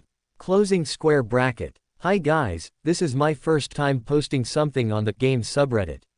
Last night I was bored and started looking for some live streams to kill my boredom, but honestly I was pretty tired of just watching people play shooting games, or war games with Captain America. Seriously, do you only play games like this until today? Anyway, while I was looking for something fun to watch, I saw a livestream of someone I had never seen before. There were 1,000 people watching that live stream of a game called Minecraft. This is a game I have never seen before. Initially I thought it was another boring shooting game, but on thinking about it, the name didn't seem to fit with a shooting game, so I decided to give it a try and watched some of that livestream. That was the best thing I did on my night. The livestream was from a player named Ned the King, which at first I thought was just a random egocentric player, but upon entering the game, I saw a square character building a castle with his bare hands. That man had my respect. He always said that his dream was to be a king, so in that game he had the freedom to build a castle and fulfill the little dream he had, something that moved me a little. But what really surprised me is that I initially thought what I was seeing was some kind of CGI, or a game cutscene, but no, during castle construction, that square character was interacting with the chat, sometimes even showing things that other people asked, like an interactive movie. This got my attention a lot, so I decided to send a chat message asking if he had anything else besides the castle, and to my surprise, he answered my question by climbing the highest tower of the castle and turning the camera away from the wall. Guys, the man had built a giant farm with several animals, while telling us that it was to feed the people of his kingdom. I asked where the people of his kingdom were and he told me he would buy the server so people could join when the castle was ready. I was kind of confused by this, as I didn't know how he would make these people go to such a magical world. Until he got a bit tired of building and went into multiplayer mode. There was a giant city there with hundreds of other people. All were gamblers who laughed and had fun while chatting and playing in the lobby. Minecraft is magic. I just purchased the game and hope to participate in this magic with other players too. Closing square bracket. Upon finishing reading this great post, the elder was alarmed. If she claimed to be the second most powerful magic user on Earth, no one would have the courage to claim to be the first. So seeing that these people were apparently going to another dimension left her alarmed, as she believed that even she could not do something like this with so many people and give them so much freedom. Curious, the crone searched for Ned the King on Google and found Ned's Twitch page, who luckily was online now playing Minecraft. Looking at the number of spectators, the elder was surprised. There were 1.4k people watching him playing this game, and the spectators were slowly rising, which meant that in a few hours it would be an even larger number. Looking at the live stream screen, she saw a small square man running in a square abandoned city. This little man held a stone axe as he opened a chest and began to laugh. Guys, I managed to find a diamond sword. We're going to win this game. Ned celebrated as people in the chat cheered with him, saying he was very lucky and could finally enter the ranking. The sword was translucent blue, which made it very beautiful and exquisite. After watching the sword, Ned ran to a place in the center of the map while looking at a compass and following the direction the compass was pointing. After 3 minutes he found another little square man, but this last one apparently had worse armor than Ned, and was much more tired than Ned, with the armor even having some flaws. Looks like he fought someone else recently. It's just the two of us left, this is our chance. Ned said excitedly to the chat as he ran to the tired man. The man didn't notice Ned until it was too late. Ned's sword pierced the man making him blink red, but no blood came out. This was a game measure to show that the other player took damage, but not to scare people who were afraid of blood. The man died to Ned with a startled expression, until in front of Ned a screen appeared. Congratulations, player Ned the King, you completed 37 wins and took 3rd place for most wins on the entire server. Do you want to appear in the ranking? Closing square bracket. Yes, Ned said excitedly before being teleported back to the lobby. There were hundreds of people there, some were eating fruit and talking, others were sitting on the floor telling stories, others were advertising their own servers in the lobby. If no one knew what this was about, they would probably think this was a peaceful city from a distant world. But Ned didn't even pay attention to this. He quickly ran to the villagers' side that sent them to Hunger Games matches and noticed that one of the villagers' bodyguards had changed. It was a player in a yellow jersey with a little skin. Dark, completely wearing very nice bronze armor that wasn't available in the game, and above the player's head was a name. Ned the King. It's me guys. I'm here too. Ned yelled excitedly at his viewers, which attracted the attention of players around who looked at him in confusion, but after realizing that he had the same name as one of the Hunger Games villager bodyguards, they soon understood that he had taken one of the top 3 spots recently and was excited about it, making people come to congratulate him. The crone watched all this with amazement, While watching this livestream, she tried to open a portal to that dimension and try to understand how it worked, but as much as she was seeing the place, she couldn't locate it at all. Not even she, one of the most powerful beings in the universe, couldn't understand or locate this place, as if it didn't exist. But the crow knew there was something else behind this game, and if she couldn't find anything about it, it only meant one thing: the person who made it was far more powerful than she was. This statement made the Ancient One uncomfortable, but with an open mind she decided to test this game called Minecraft, for the safety of humanity. Alex was shocked at the amount of sales. Minecraft. 1,321 games sold minus $26,420. Available for withdrawal, $20,020. Average time played, 7 hours. Closing square bracket. Peak simultaneous players, 910. Total earned on servers sold, $456. Total won in VIPs, $3,960. Available gaming points, 1. $20,000, that's a lot of money. If I convert it to GP, it will give a total of 100 GP that I can withdraw at any time. Considering server and VIP earnings, 122 GP. I got rich. Alex was excited as he began to dance back and forth in his little cabin. Finally, I can stop eating cup noodles. Alex really loved the taste of cup noodles, but eating the same thing for 2 weeks was making him a little queasy. It had been a week since Minecraft multiplayer mode had been released and Alex was avoiding looking at the game's sales stats to feel a surprise, but he didn't think the game's sales amount would more than double this week. Following the amount of players making livestream Minecraft, in addition to word of mouth, the probability that the amount of copies sales will double this week is very high. Alex was excited as he analyzed the game's sales statistics. Today I will feast on celebration, Alex said excitedly as he opened the system store and prepared to choose a good meal. Shokugeki no Soma hamburger, 2 gaming points. Closing square bracket. Alex was looking at this option wondering whether or not he should buy it. If he converted the GPs to dollars, this burger would cost $400. It was a much higher price than he was used to paying for food, considering that each cup noodles cost 0.05 GPs. Today is a day of celebration, I should enjoy it. Alex thought hard as he bought this $400 burger. Looking at the packaging, it didn't look much different from the sandwiches he'd eaten in his previous world, but as he bit down, Alex could easily tell he felt an orgasm of flavors. This is worth every penny, Alex said as he panted after taking the first bite of that divine burger. While eating, Alex even forgot the things he constantly thought about the game he should improve. But as soon as he stopped eating, those thoughts came back to him again. He had an idea of something he could do to improve Minecraft to attract new players, and keep retaining old players as much as possible. Kurt and 4 more X-Men had decided to buy a Minecraft server and $1.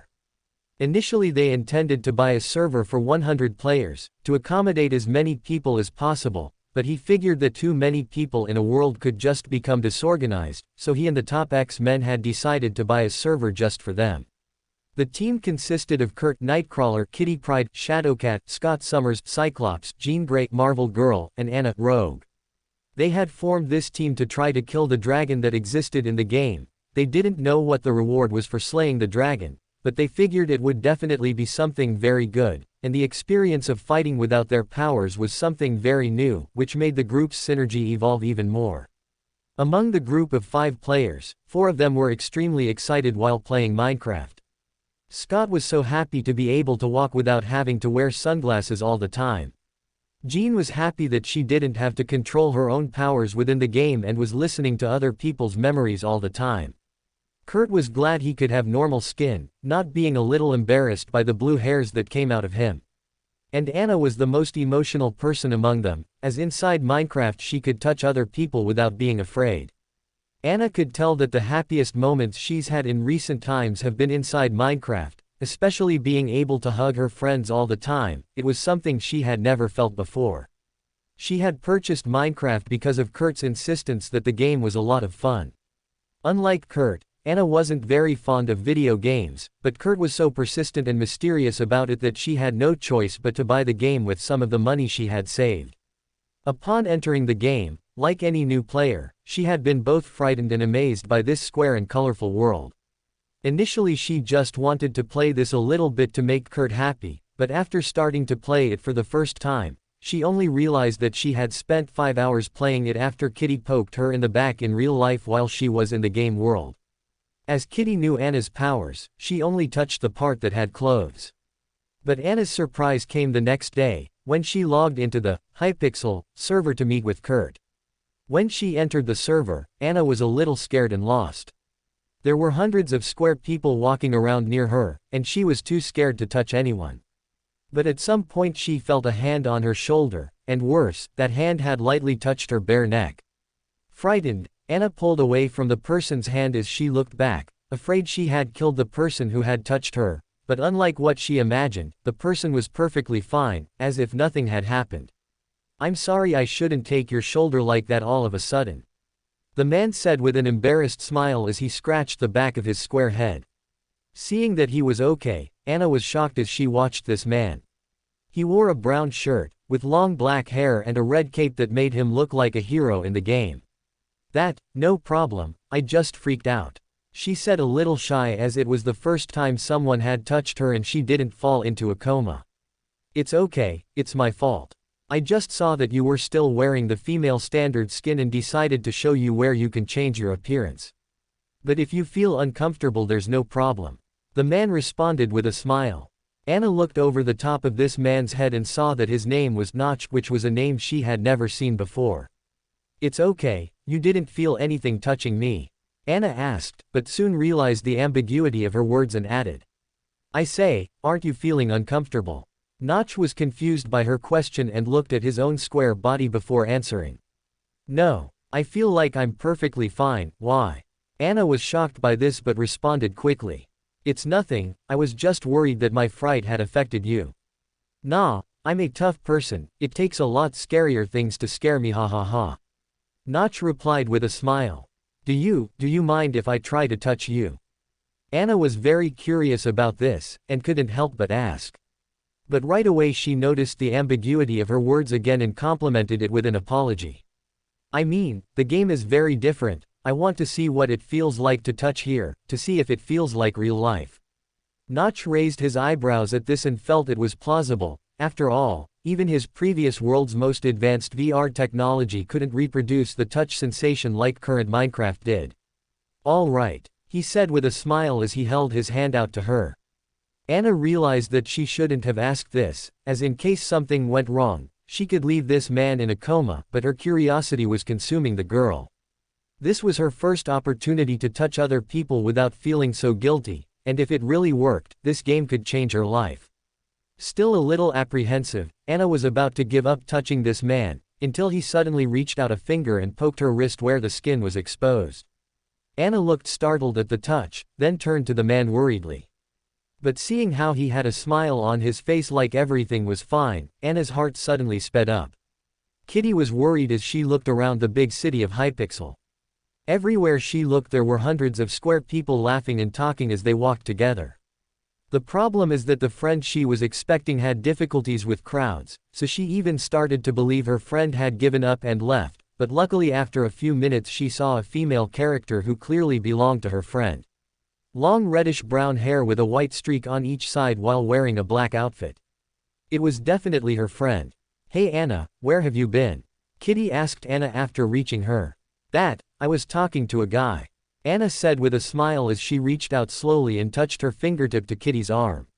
Initially Kitty was thinking about who Anna might have found, until she felt Anna had her finger touching her arm, which was a little weird, until she was extremely shocked as her eyes fluttered between Anna's finger and her face.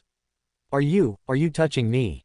Kitty cried out in emotion as she felt the touch of Anna's square fingers on her arm. Without thinking twice, Kitty opened her arms and gave Anna a big hug. "How are you doing this? Have your powers been nullified in this game as well?" Anna was smiling as she answered. "Yeah, remember the guy the first said I was talking to? He tapped my shoulder to show me where I could change my appearance and I was a lot more shocked than you. This is amazing. People will be very excited about this news. Let's meet them," Kitty said excitedly as she took Anna's hand and led her to where the rest of the group was. Upon arriving where the rest of the group was, Anna was shocked by what she saw. all the other X-Men also had happy smiles just like her. Scott was very happy to be able to play without the glasses, Kurt was happy to have skin like other humans, and Jean was happy not to hear the thoughts of anyone near them. After talking about their happiness at having their powers disabled in this world, the X-Men even forgot the main reason they came to this world, which was so they could play together. They didn't even remember it, and spent hours talking and exploring the Hypixel, until something caught their attention. All Minecraft players saw a screen floating in front of them with text they had never seen before. Regardless of whether these players are playing multiplayer or single-player mode, everyone has received this notification. New World Event. Closing square bracket. Curious, Kurt clicked on this screen and saw an explanatory text appearing in front of him. World Event. Kill the Ender Dragon. Closing square bracket. The world of Minecraft is known for having beautiful landscapes with monsters of different species and dimensions. Just as in the overworld there are skeletons, in the nether there are the wither skeletons. But have you ever wondered where the Endermans came from? This monster does not originate from the overworld, but from a dimension called the End, which is protected by a powerful void dragon. Now, the villagers ask the humans for help in killing the mighty Ender Dragon. Players who kill Ender Dragon by the end of the event will receive a limited cloak with the dragon's face, plus a key to use the large Hypixel portal for a different game mode. For those who fail to kill the Ender Dragon before the end of the event, they will no longer be able to receive the cape, but the key will still be available. On the altar next to the big portal in Hypixel there is a space for the player to place an egg. Once an egg is laid, the player can choose 4 people to gain access to the new game mode as well.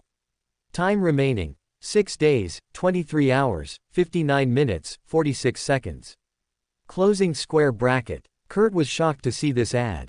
Previously they only had speculation about there actually being a dragon in the game, but now it has been proven that there really was one, and those players who manage to kill the dragon will be able to receive a limited cape from the game's first event. Just thinking about him sporting this cape to other players in the future made Kurt's smile light up. "Hey, isn't this dragon the one we wanted to kill?" Jean asked, confused after finishing reading the game message. "Yes, that's exactly it. Let's go to the server I bought. There I'll teach you the basics and we can start our adventure to kill this dragon," Kurt said excitedly. "Let's go." Kitty also squealed excitedly, as she had so much fun with Minecraft. The other X-Men were a little confused by the sudden happiness these two were feeling, as this was their first time playing a game like this, and they didn't know the advantage of having a limited item from the first event of a game. If they had known that a cover like this could sell for tens of thousands of dollars, they would probably have been even more excited than Kurt and Kitty. Meanwhile, sitting in front of the computer was Alex, watching with a satisfied smile the players' reactions to the first event he was developing in the world of Minecraft. Alex was watching with a satisfied smile the players' reaction to the first event he was developing in the world of Minecraft. Alex knew Minecraft had a big problem. The game didn't have a quest line, meaning new players never know what the game's objective is and most just do what they want for a while before they stop playing. This issue was resolved in Alex's previous world after players discovered that there actually is an objective in the game, namely, killing Ender Dragon. But to kill Ender Dragon players needed to do a lot of preparation before that, and discover some items they didn't even know existed. So, as Minecraft already had over 1,000 active players, Alex decided to speed up this process by encouraging players to kill Ender Dragon, which would make players research more about the game to understand how to progress, which would likely make a wiki of game being created. In addition to giving a satisfying prize to those who succeeded, it would be one of the most successful minigames from Alex's previous world. The dragon egg will be the first item that can be shipped between the single-player world and the multiplayer world. In Alex's previous world the dragon egg was of no use, but in his Minecraft it will serve as a key that players will struggle to obtain. Alex had just killed Ender Dragon in creative mode, as he didn't have much patience to do that in survival mode, as it didn't even give him a good reward, but here it would be different. This would be the player's first mission, and Alex was excited to see how this would develop. So far, Ned's livestream was the best way to know how players would react to it.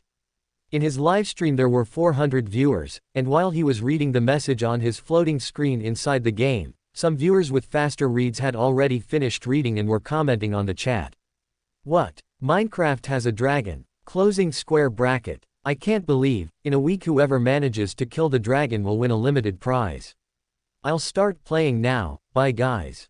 Closing square bracket. Damn, I was still in doubt whether I would buy Minecraft or not, but this event will be unique. I'll break my coin piggy and buy this game now.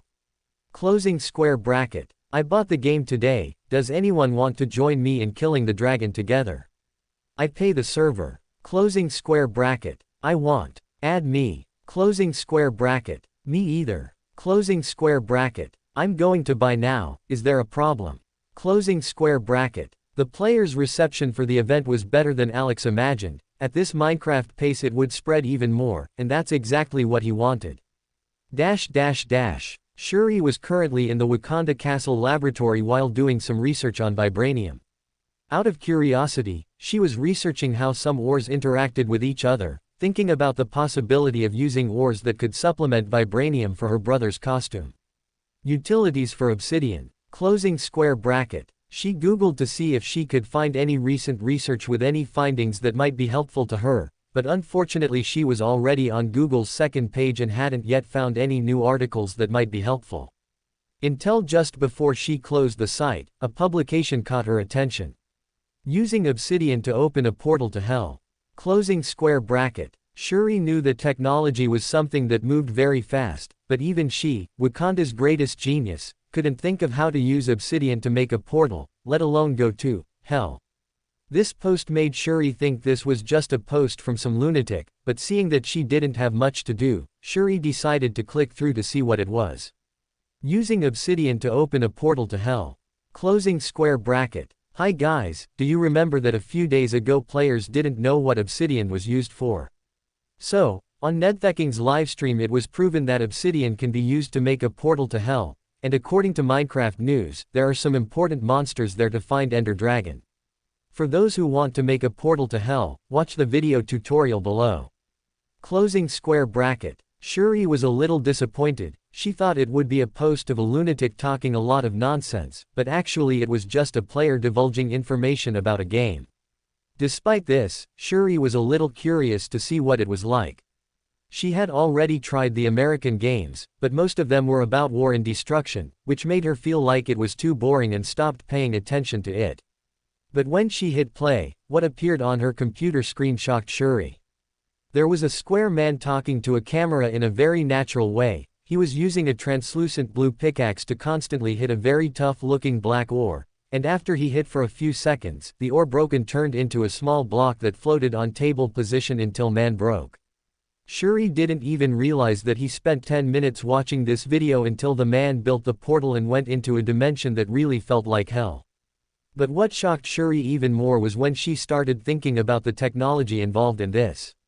Unlike movies or games, everything she saw in the video looked real and alive. The human breathed very realistically despite being square, and the scenery rendering was perfect, even allowing her to see a mountain miles away from the man who was recording the video.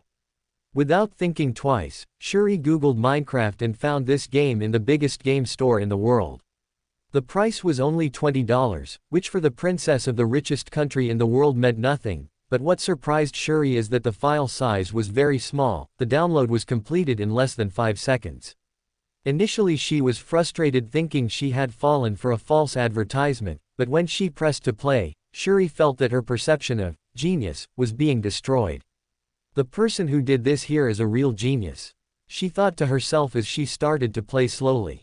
Alex was very pleased with the growth of Minecraft, but he didn't know that the game was actually being the focus of a major agency to prevent it from spreading.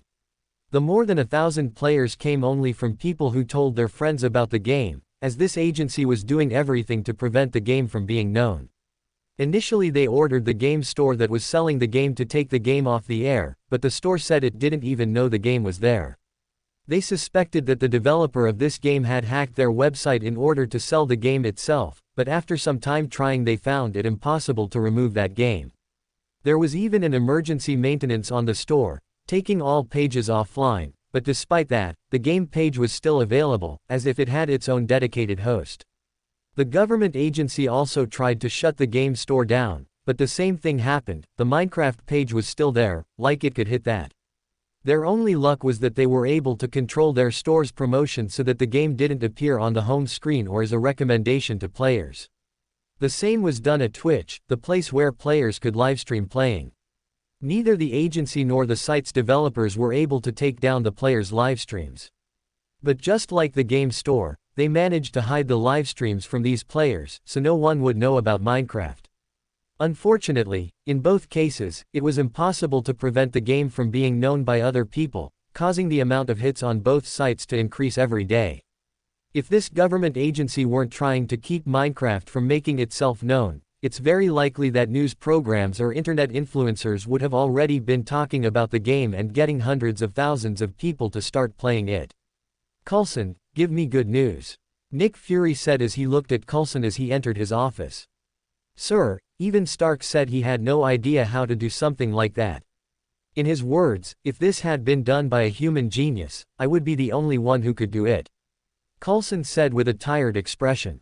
He had been busy with the Minecraft mission for a week, where he had to find out who the creator of this game was, or at least some hint of it. "So Stark thinks this was done by aliens?" Fury asked curiously. "He didn't say it was made by aliens, he just said he would be the only human who could do something like that," Coulson replied. "This is within my suspicions. This technology is very advanced, to the point that I just believe it's alien technology, a mutant power, or magic, but among the three examples, the first two have a higher probability." Fury spoke his thoughts, which made Coulson raise an eyebrow in astonishment. "There is a small piece of news, but I still haven't been able to confirm the basis for this," Coulson said in a slightly hesitant voice. "Which is?" Fury asked. "Players say there is a player very different from the others. He was the first player to appear in Hypixel with a different skin, as well as being the first to find out about the skins, but unlike other players, he was treating it with a lot natural, as if it were no surprise, unlike how the other players were acting. His name is Notch," Coulson responded in a professional tone. "Notch." Fury repeated this player's name so he could remember it in the future. After hearing Coulson's explanation, the best spy instincts in the world were screaming at Fury that there was something wrong with this person. "Romanoff has already finished her mission with Stark, so you'll instruct her about Minecraft and make Notch's information available so she can contact him inside the game. Because he's a man, the chances of her finding something out of it will be higher." Fury gave an order that made Coulson nod his head before leaving the room. Fury was also doing his own investigations into the game. He had played both single-player and multiplayer modes. In the other world he had a black character, with black clothes and long black hair to match the outfit. If Xavier or the Crone saw Fury's character, they would know right away that he was just like them. As Fury explored the single-player world with his character, a transparent screen appeared in front of his face with a message from the game. "A new update is available." Closing square bracket. Fury was curious about what would have changed in this world for such a sudden update to come. When exiting the game, he clicked Patch Notes to see what had changed. Minecraft version 1.0.4. The Dragon Slayer event has been updated, so a new feature has been added to the game. Item Withdraw. Special items can be taken out of the game to the real world for a certain cost. Available items. Ender Dragon Cape, available to Dragon Slayer event winners. Gives whoever uses +1 charm. Strength Potion, available to the 20 players with the most wins in Hunger Games mode at the end of each week. Gives whoever uses +0.1 strength cumulative. Lucky Potion, available to the 20 players with the most wins in Build Battle mode at the end of each week.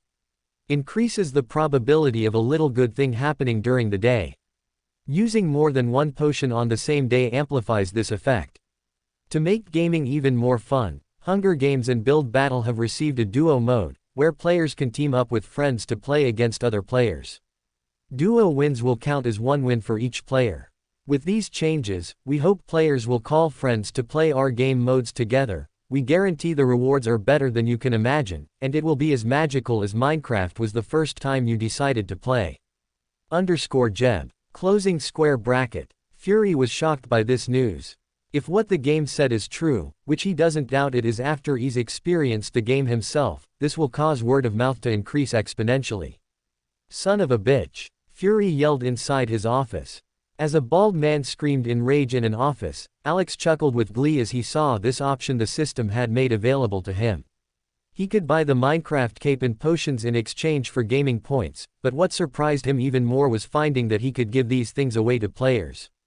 He could decide how these items were given away. Of course, the gaming points price of the prizes still existed. But who said Alex needed to pay for these gaming points? The players themselves could pay for it themselves. Alex found he could buy 2 bottles of potion for 1 gaming point, which made him even more surprised when he remembered the price of the sandwich he had paid. So that meant each potion bottle cost $100. Alex was willing to make players pay $50 for the potion bottle while he would pay for the other $50, which he was sure players would pay. Damn, even if I charged $1,000 for each bottle these players would want to pay. Alex said with a frustrated expression as he stared at the reflection of his shirtless body in the mirror. He had drunk a strength potion to test the result, and it was beyond his expectations. Each potion gave the user plus 0.1 points to their strength, and since the system said the average strength of an adult is 10 points, each potion is equivalent to increasing the strength of an average person by 1%. It may not seem like much to increase someone's strength by 1%, but thinking about it in the long run, if someone stays in the top 20 for 4 weeks in 3 months they will have their own strength increased by 12%. Alex knew that the competition for these portions would be fierce, as no one would want to let this opportunity pass. With this players would call their friends to play duo with them, which would make more players coming, more people commenting, and consequently even more people coming to play. As much as Alex would pay $2,000 10 gaming points per week, which is currently a great value, in a few months this will become negligible considering that more and more players are joining the Minecraft VIP, even just charging the monthly fee. VIPs Alex will be able to pay these gaming points for the potions and earn a significant profit from that. I could charge more for these potions, but I'm an honest game developer who doesn't want to exploit my players. I don't want to become an EA someday. Alex sighed as he stopped watching his own muscles in the mirror. The change the potion brought him after taking just 1 was not very significant, only slightly increasing the circumference of his arm, but by taking 10 potions, Alex saw that his arm really did grow a lot. If before he was like an ordinary young man, now he looks like a young man who trained for almost a year. Best of all, he didn't have to make any effort, just spend money and drink potions. If I remember correctly, Minecraft was a big hit in my old world. Even while I was still in alpha, why isn't it still selling so much in this world? All the players who played it were delighted with it. Alex sighed uncomprehendingly the reason. He had no way of knowing that the world's largest security agency was desperately trying to cover up his game for the world, since he didn't even know that agency existed. That subject aside, Alex opened Ned's livestream to see what the boy was up to. Peter, beware of the ghasts, if they attack you, use your sword to send their fireball flying back. Ned yelled to another player who was with him on the Nether. Livestream's title was The King Will Become a Dragon Slayer. Closing square bracket dot. Alex was amused by how Ned acted, but was surprised to see his friend in the game. As much as this friend of Ned's was wearing iron armor in the game to protect himself, Alex was shocked by the iron armor the boy was wearing underneath. More precisely, Ned's friend's skin was someone Alex liked a lot, Iron Man. When Alex saw that there were some players with Captain America skins, he thought it was a coincidence that players here also liked Marvel movies, and it was even more evident when he saw this player with the Iron Man skin. Hee, Iron Man really is a cool hero. It's comforting to know that this world is not that different from my old world. Maybe the comic books here are similar too. Alex wondered as he watched the 2 boys trying to break into a nether fortress. Until a brilliant idea came to Alex's mind. With a smile on his face, Alex entered Minecraft as another character. This time, instead of logging into the Notch account, Alex decided to use the character he liked a lot. This character's appearance was identical to Steve's appearance, apart from the eyes. While Steve had blue eyes, Alex's skin had no pupil, leaving only the white part of the eyes, which made everything even more frightening. Herobrine. That was the name of the account Alex was using, and with a smirk on his face, Alex decided to have fun while tormenting the players. To do this he hid the namertag from him, which other players couldn't do, and used some sounds that players never heard to create a sinister atmosphere in Minecraft. Many players had already been tormented by Herobrine in Alex's previous world, which makes many wonder if that was true or if it was just a troll wanting to deceive others. But in this world it will be different, as both options will be correct, both Herobrine will exist, and it will be a troll wanting to have fun with the players. Start. Alex pressed the button to connect to Ned's server. Ned was happy to be able to play with his friend Peter. As Peter had little money, since he used his internship money at Stark Industries to help Aunt May pay the house bills, there wasn't much left for him to use for fun, so Ned used the livestream's money to buy Minecraft for his friend. Peter was very happy to be able to play Minecraft, but what surprised Ned even more was how well Peter played. Strangely, Peter had very good reflexes. He could see monsters very easily, and had a lot of flexibility to dodge attacks or parkour across the map. Hey Peter, blazes spawns are up front, don't destroy the spawns, let's kill the blazes to get the items they drop first, as we need it to find the dragon's lair. Ned said excitedly to Peter. He wanted to be one of the players who would finish Minecraft in that short time to get the limited cape. He couldn't quite understand how the cape could be delivered to him in the real world, but he figured the game company would ship it to players via mail. He had just started livestream today, but out of the 300 viewers he got in the first minute, the number was growing fast to get back to his average 1.2k viewers. This was a number that Ned couldn't even dream of, especially since he didn't even get publicity from the site, so all these people came from other people recommending it, or from people who were looking for random livestreams around the site. Come on Ned, let's be the first to kill the dragon, Peter said excitedly as he laughed and ran down the Nether fortress. Yes, King Ned and Knight Peter will be first. Mwahahaha, Ned yelled as he pointed his sword up and laughed with Peter. But while they were killing the blazes, something strange happened. Ned, did you call someone else? Peter asked a little scared. No, why? Ned was confused. I think I saw a person on the other side of the Nether fortress. Peter said a little uncertainly. Someone else. You must have mistaken it for a pigman, that's normal. Ned replied nonchalantly. They continued killing the blazes, until Peter saw this person once more, but this time a little closer than before. It was a Steve like the other players, but unlike the players, there was no name on top of that person's head, and his eyes glowed white. Hey, who are you? Peter yelled at this person, startling Ned once more. But before Ned saw it, as Peter's eyes blinked, the person disappeared again. Hey Peter, what's going on? Why are you yelling? I already said dude, it's just a pigman. Ned said a little angry for being scared. No Ned, it was a Steve. Peter replied seriously. A Steve? Yeah, he was looking at us while his eyes sparkled. Peter explained. Meanwhile the chat people were also confused. Has anyone logged into the server? Closing square bracket. There was no message in the chat saying that someone connected. Closing square bracket. Maybe it's just a bug. Closing square bracket. But Peter said it appeared twice, it would be weird if it was a 2x bug. Closing square bracket. Guys, is it a ghost? Closing square bracket. A ghost. Minecraft is not a horror game. Closing square bracket. But aren't ghasts ghosts? There are zombies, skeletons, it's not impossible to have a ghost. Closing square bracket. You are right. Closing square bracket. The number of people watching started to skyrocket with this mystery emerging. Of the 800 viewers that were before, it has now reached 1,400. Hey Peter, the chat people are thinking it's a ghost, is that it? Ned asked. A ghost. Could be, Peter said a little uncertainly. For the next few minutes that thing didn't show up again, which made Peter, Ned and chat more relaxed. Until suddenly, as they walked through the Nether fortress looking for chests, everything went dark. A horror song with a female voice started playing in the background, which made it all the more frightening. Have you seen the Herobrine? Roams your world in the default skin. Ooh. Though he was removed he shall rise again. Watching you from a distant shore. He'll come back stronger than before. Ooh. When the darkness comes he will strike for sure. Closing square bracket. Ned panicked, he was terrified of horror games, and what was happening now was exactly what happened in horror games before the protagonist died. Peter, run to the portal. Ned screamed in despair, completely ignoring the chests he could get. In the fog is where he waits. Even up to these present dates. Ooh. If you go against him you will meet your fate.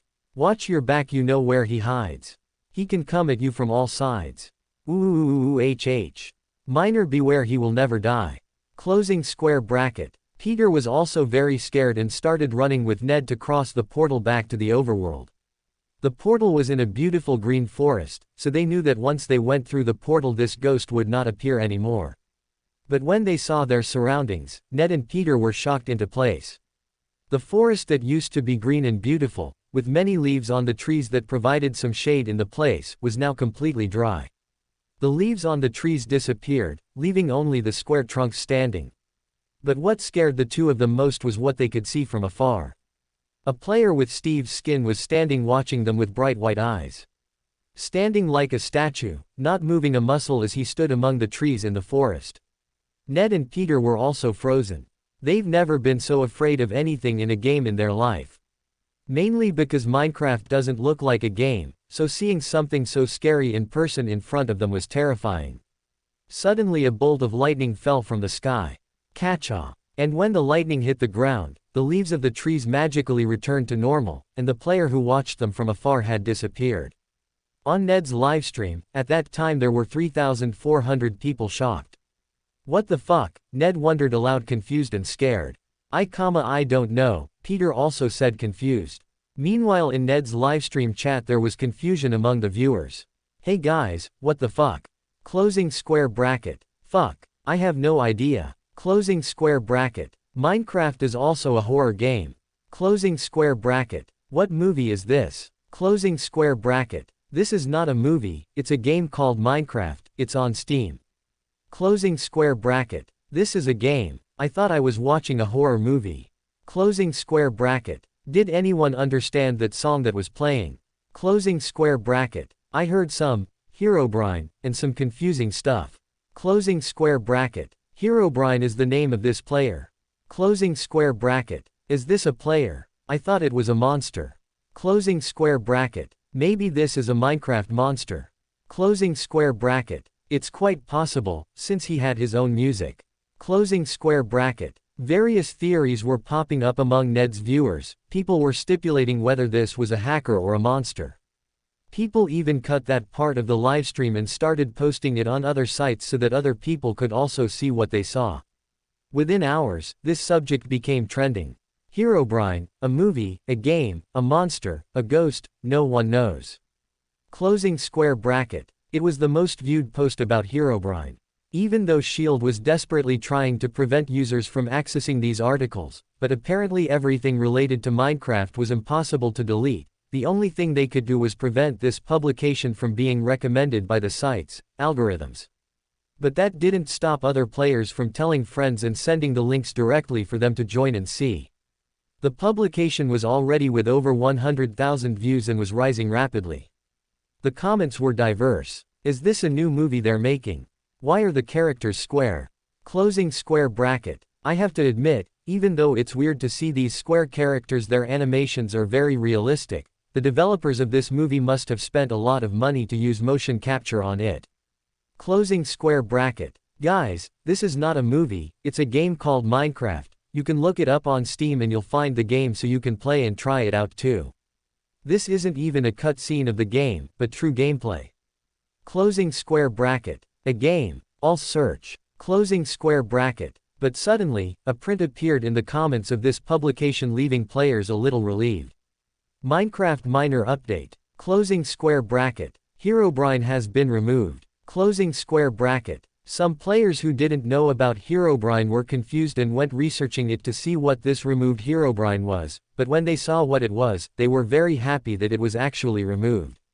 Damn, that was scary. If I had been playing and this happened to me, I would have had a heart attack. Closing square bracket. I'm glad Herobrine didn't show up to me while I was playing. Closing square bracket. Damn, I wanted to see this Herobrine with my own eyes, he looked so cool. Closing square bracket. Me either. It must be fun to play a horror game on Minecraft. Has anyone found a server with this theme? Closing square bracket. I'm going to change my Minecraft skin to Herobrine skin, hehe. Closing square bracket. When Alex logged onto Hypixel the next day, dozens of players were wearing a Herobrine-like skin. Of course, their eyes were different, as Herobrine's eyes had no pupils and glowed, while players could only make their pupils white. But that was enough for them to enjoy themselves. Several players asked to take pictures with these people with Herobrine skins to post on social media. Alex noticed that the number of Minecraft sales had increased a lot. Of the 1,900 units sold the day before, today it had 7,000 units sold.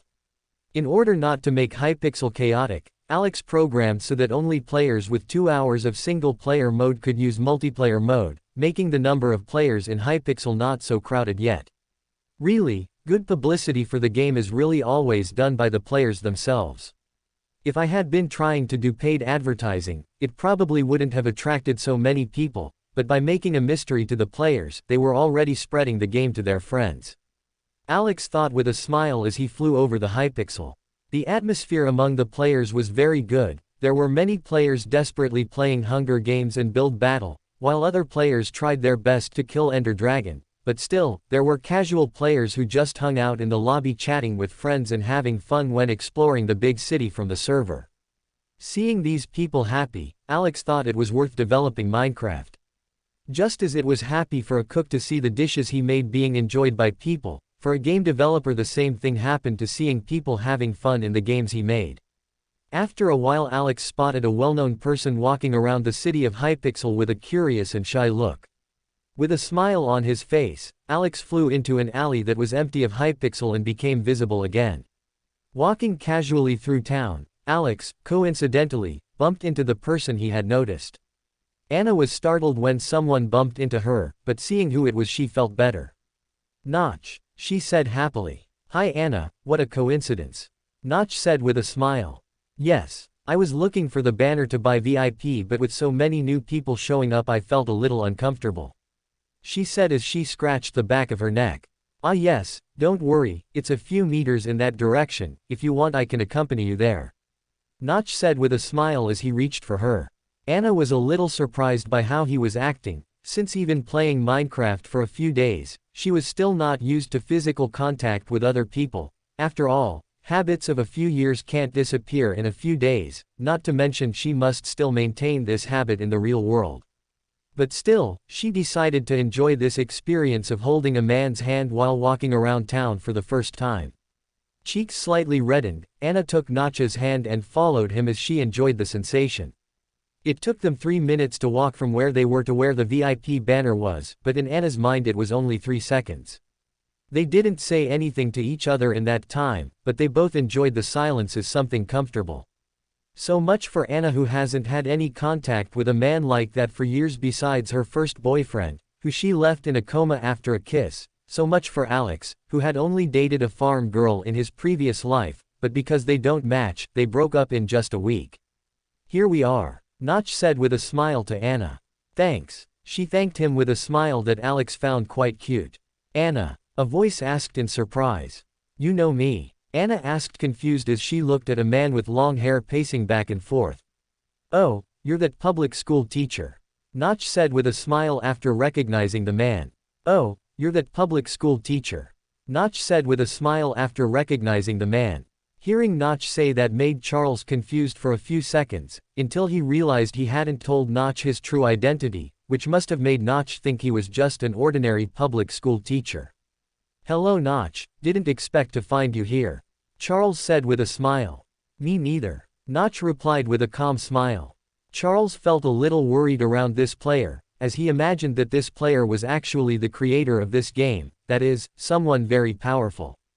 He had already encountered many powerful beings during his journey around the world and the research he did: powerful mutants, powerful humans. He even heard of some beings with powers far above normal, like demons. For someone to be strong enough to make a world like this Notch must have the power comparable to a demon, or similar to it, something people think of as the gods. As much as gods may seem unreal beings, Charles has already researched a lot about Apocalypse, who is also considered a god, so for him this was not something far to imagine. Fortunately Notch apparently didn't have the malice for people like Apocalypse did, so Charles didn't treat him like an enemy just yet. "I didn't know you were playing too, Professor." Anna interrupted Charles's internal monologue with a surprised expression. Just as you have your shortcomings nullified here, so do I. Charles responded with a smile as he stretched his legs and pointed at it.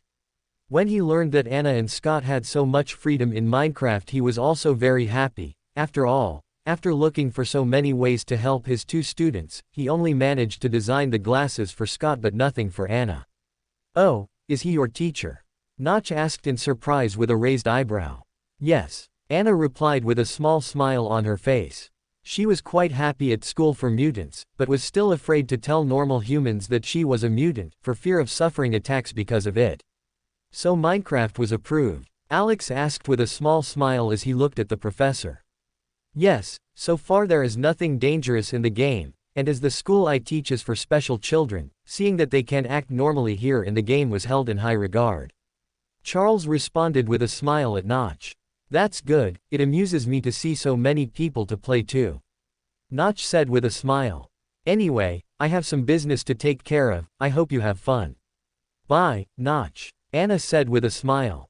"Goodbye, Notch." Charles also said goodbye. As soon as Notch left, Anna wore a worried expression as she approached Charles. "Teacher, is it okay to tell him we're from a school for special children? He's one of the few normal people who treats me well." Charles smiled at Anna's concern. "Don't worry, Anna, from what I've talked to him about, he doesn't seem like a person who cares about that, and from the way he treats me, he apparently believes I'm just a public school teacher." "That's nice." Anna smiled once more before heading to the VIP banner.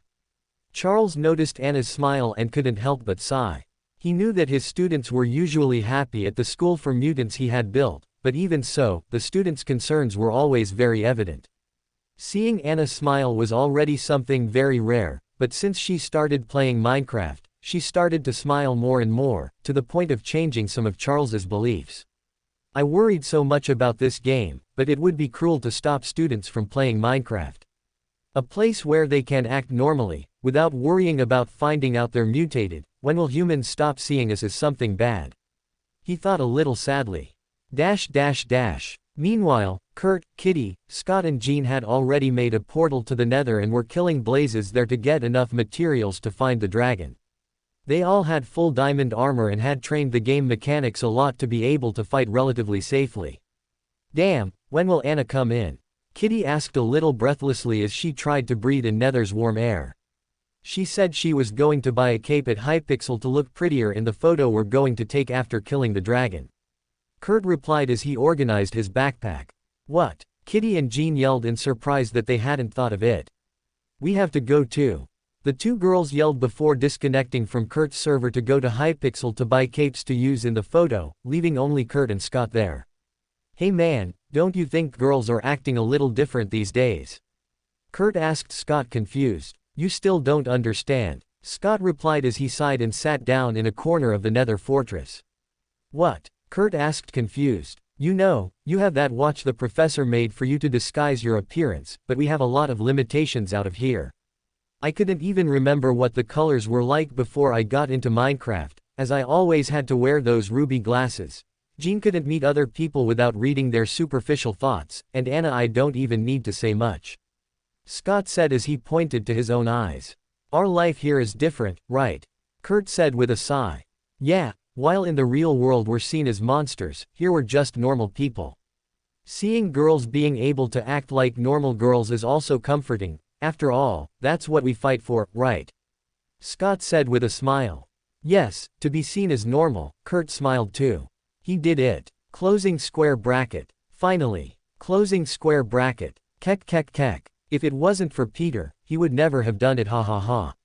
Closing square bracket. I wish I had a friend like Peter to help me get the cover too. Closing square bracket. Peter must be a martial arts fighter in real life.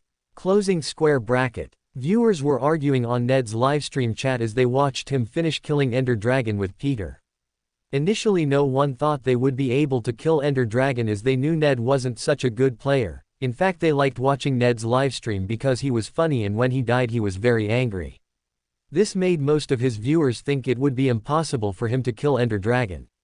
But nobody expected Peter to be such a good player. Peter had very good reflexes. It seemed he always knew when he was in danger and could dodge monster attacks at the right time. There were over 5,000 people watching Ned's livestream at that time.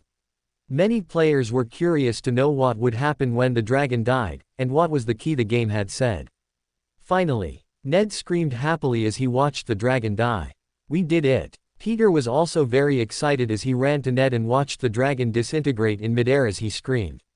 After the dragon died, a lot of experience points fell from the sky like rain, causing both players' level to rise quickly, but they didn't even care about that, as after killing the dragon they thought the game would be over. Hey Peter, I think that's the dragon's egg. Ned yelled excitedly as he ran towards the egg. Wow, that's giant. Will a dragon be born out of it?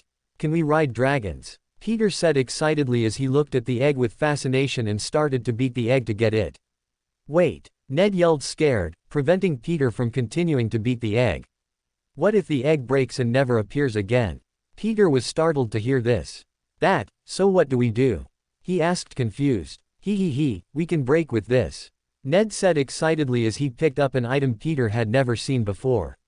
A player in Hypixel told me that to get the egg right you need a piston. What? Closing square bracket. I didn't even know this item existed. Closing square bracket. Damn, I was going to crack my egg without knowing it. Closing square bracket. Which player told you that? Peter asked excitedly. It was Notch. Ned said with a smile as he started to place stone blocks under the egg before placing the piston.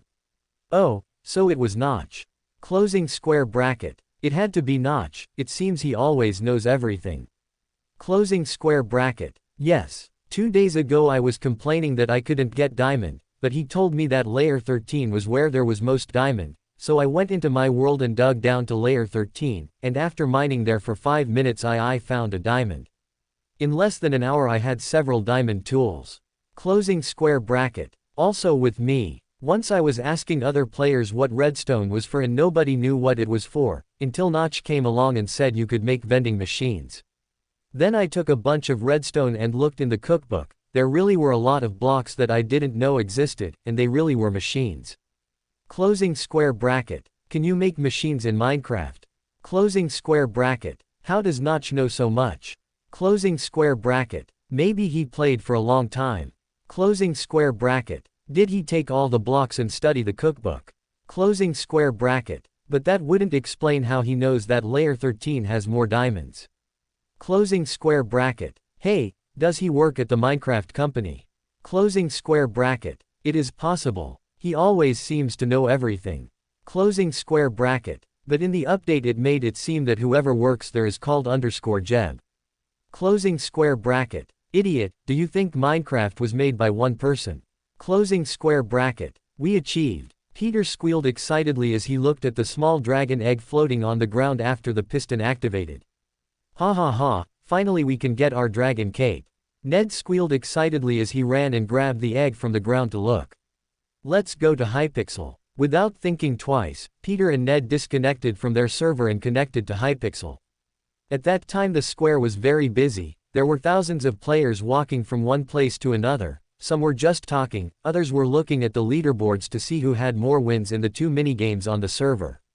The number of players had grown a lot in the last few days, which made Hypixel get more and more excited with more people, and even though thousands of people were on the server, the city always seemed to increase, making players never feel like it was crowded. But when the two connected to the server, a warning appeared in front of all players.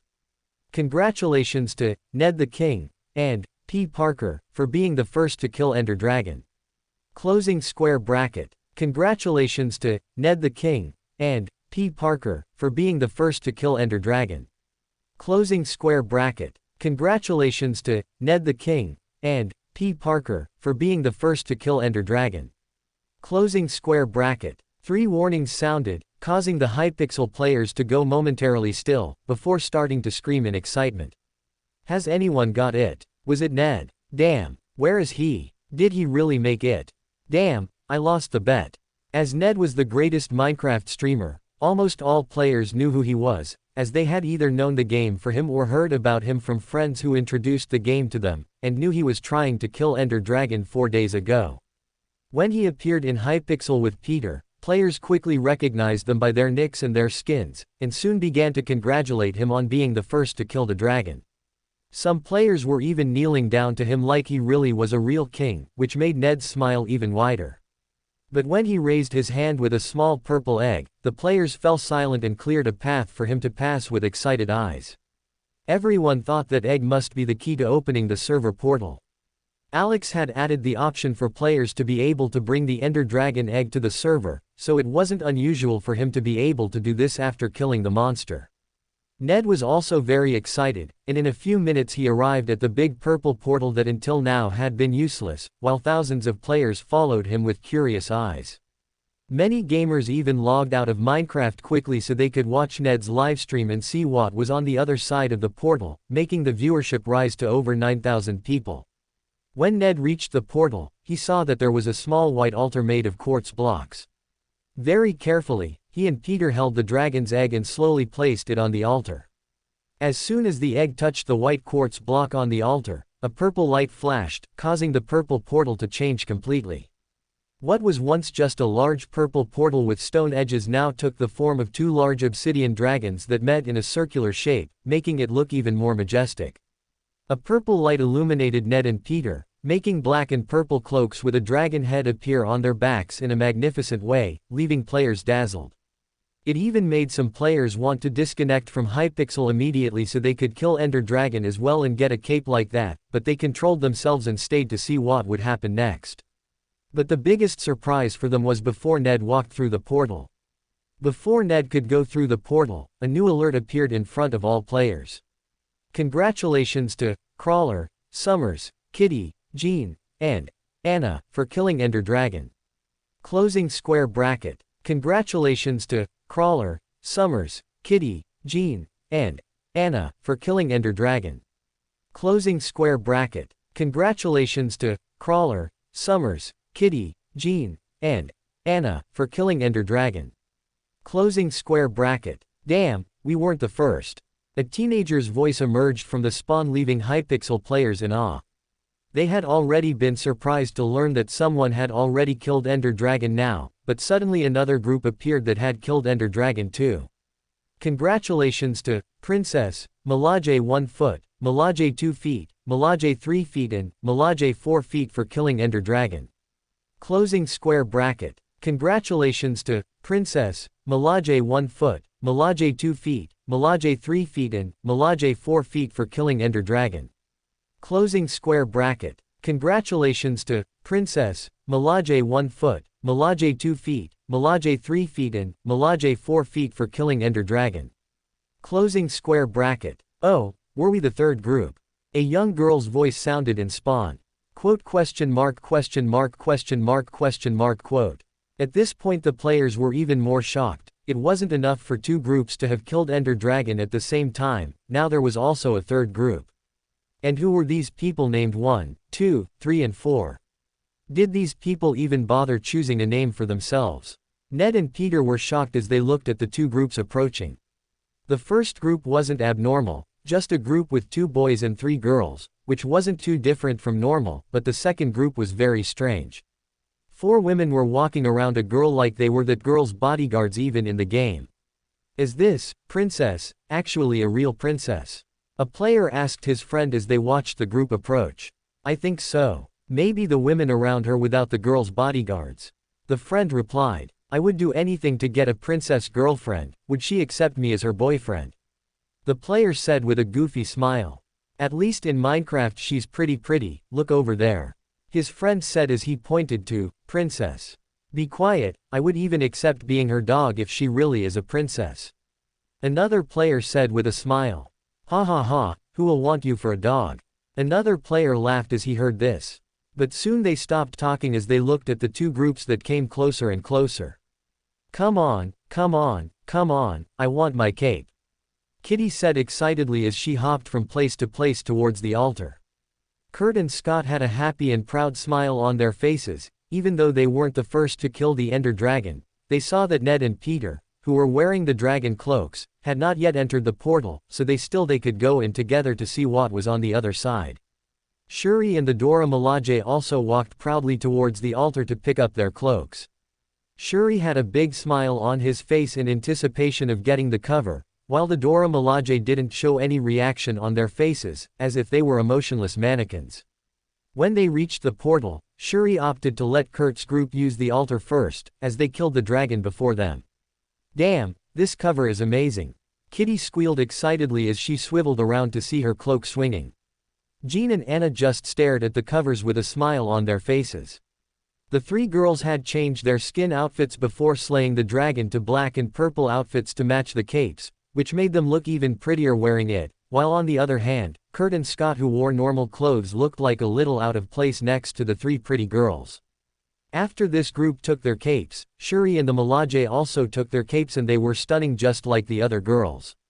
Mainly Milaje, who while wearing the capes were looking even more intimidating, and Shuri who for some reason was cuter wearing this cape color.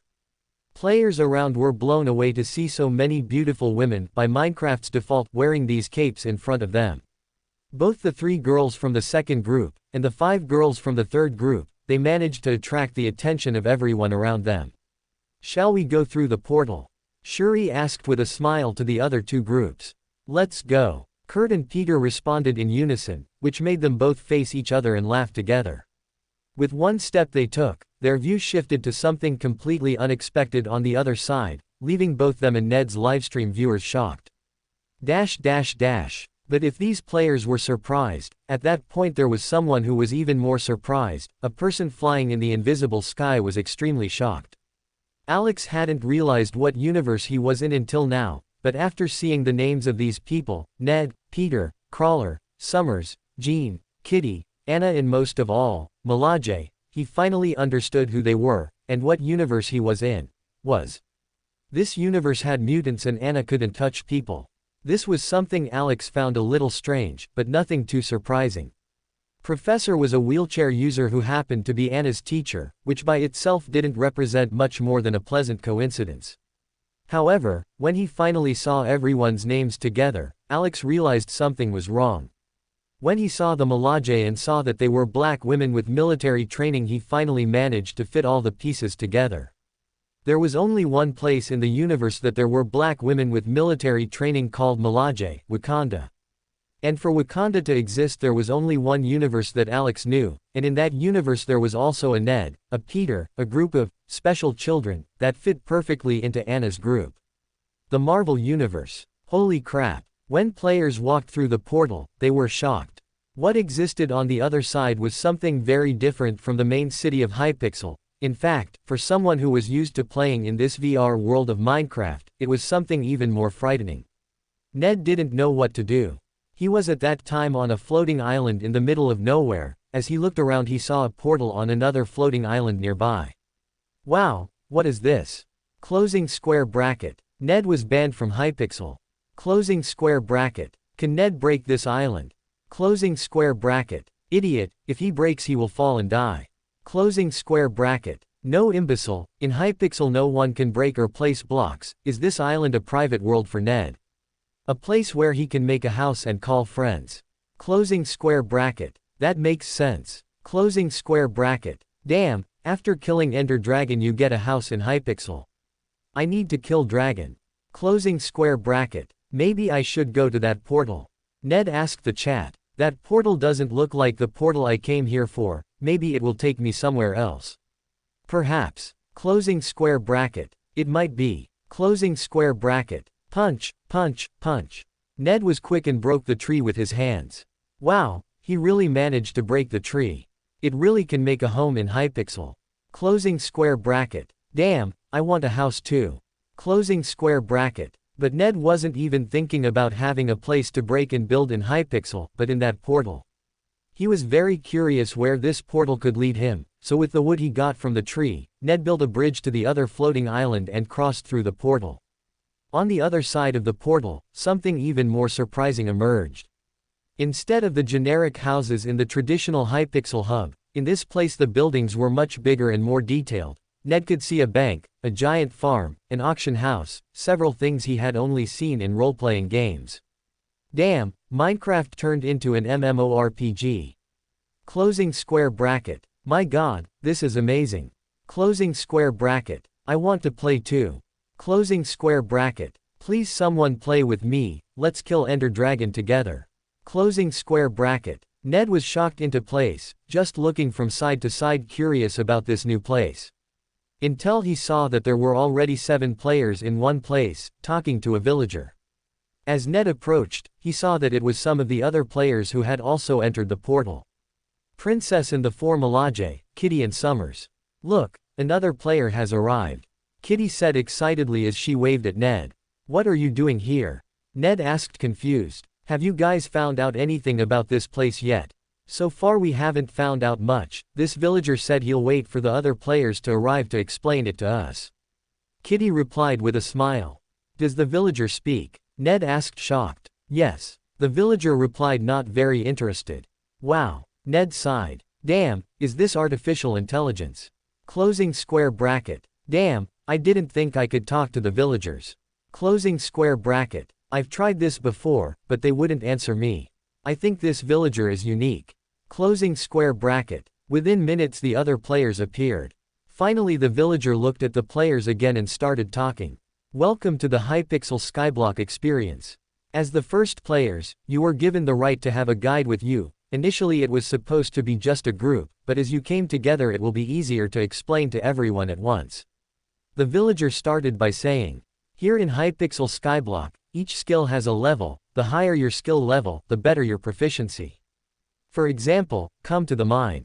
Players followed the villager, passing a large library with an enchantment table in the middle, and a forge with several villagers working to make items. Take it, the villager said as he tossed a wooden pickaxe to Ned. Ned took it by reflex. What do I do with this? Break the coal, the villager replied. Ned didn't think much and simply mined the coal. Therein fell 2 coals, but instead of being an empty place where the ore was, a block of bedrock appeared there. Okay, now what? Ned asked confused. Your mining level is 1, my mining level is 100. Look at the difference, the villager said before taking Ned's pickaxe and breaking another block of coal. To the surprise of Ned's players and spectators, instead of just 2 coals falling from where the block was broken, just like Ned, more than 50 coals fell from there. Ned was speechless. Damn, how do you do that? Kitty asked excitedly. It's simple, the more you mine, the higher your mining level gets, the more monsters you kill, the higher your combat level gets, and that happens for all abilities. Come with me, the villager said as he walked back to the center of town. Once there, the villager gave each player 2 coals. Each item you get can be sold for Hypixel coins, that is, the higher your skill level, the more coins you can earn. With the coins you can buy divine swords, blessed pickaxes, mythical armor. It all depends on the money that you have or if you prefer, you can make these items with whatever resources you can and sell it to other players. Damn, Kurt was shocked. Can I get that powerful? Scott was also shocked. But then villager said something that shook these players' minds. Mayor elections will take place in 21 days, players will elect a mayor, and the mayor can make requests to game creators. These requests can be money for himself, ease for players, or even make the game harder. As long as it's not impossible, developers will do their best to meet. The villager said, holy crap, closing square bracket. Fuck, I want to be mayor. Closing square bracket. I want to play. Closing square bracket. But at that point, no one was more shocked and excited than Ned, as he saw the possibility of becoming king of Minecraft for the first time. At that time there were over 20,000 people watching Ned's livestream. As of that day, Shield could no longer control news about Minecraft. A new game that came out a few weeks ago is becoming an internet phenomenon. Thousands of players are trying it out and at least 9 out of 10 people say they've never played something this fun. But because of this unknown game, many influential people are starting to say that this could be a danger, as so far they don't have any information about the company that developed the game. Today we're going to interview the biggest influencer of this game. According to him, he was the first person to buy Minecraft, and according to the thousands of viewers who watch his live streams on the internet, this really is a true fact. Game item in real life. Ned Leeds, or better known as Ned the King, thank you for agreeing to be interviewed on our channel. The reporter said with a smile as she looked at Ned. Hi guys. Ned said with a smile as he looked into the camera.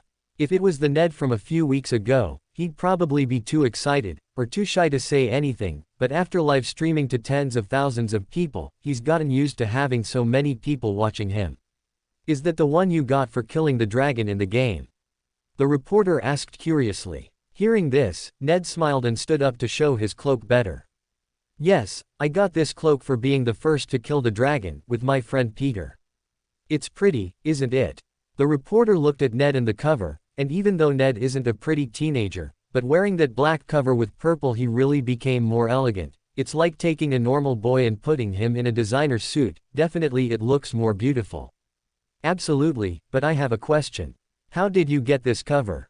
She asked. That, for those who don't know, when you start playing Minecraft you just sit in your chair and it's like your conscience goes to another world. And after I left the game, the cover was in my hands, as if had gone out with me when I left the world. Ned said as he gripped the cloak with emotion. It really looks like something magical. Do you happen to have any clue who the creator of Minecraft is? The reporter asked. Initially I thought about the possibility of it being Stark Industries, but the more I played, the more I realized that this technology was still way ahead of the Stark technology, so I started thinking a lot and discovered a person who might be the creator of Match.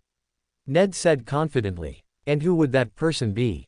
Maybe it's Hummer Industries. Or Oscorp. Neither is actually a person with unknown real identity, the only thing I know is his Minecraft nickname. Ned said as he sighed. And this may not even be the real creator of the game. And why do you think this person is the creator of Minecraft? The reporter asked. When all the players were lost, he always seemed to be someone who knows the answer. When someone asks something that no one knows, he's the person who knows. Ned said sincerely. I see, and what would his name be? The reporter asked. Notch. Ned said with a smile. Hey guys, is Notch really the creator of Minecraft? Kurt asked his friends, who were also wearing a black cape with purple. I think it's possible, at least in the few interactions I've had with him, he's always seemed to know more than the others, just like. Scott was finishing explaining when he was interrupted.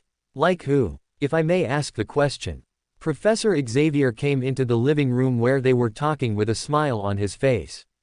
But what shocked the students was that both Professor Xavier, Mrs. Munro and Hank were wearing the cape on their backs with smiles on their faces, plus Logan was apparently using his cape as a rag to open a beer, not even wearing that on the back. Professors, did you also kill Ender Dragon?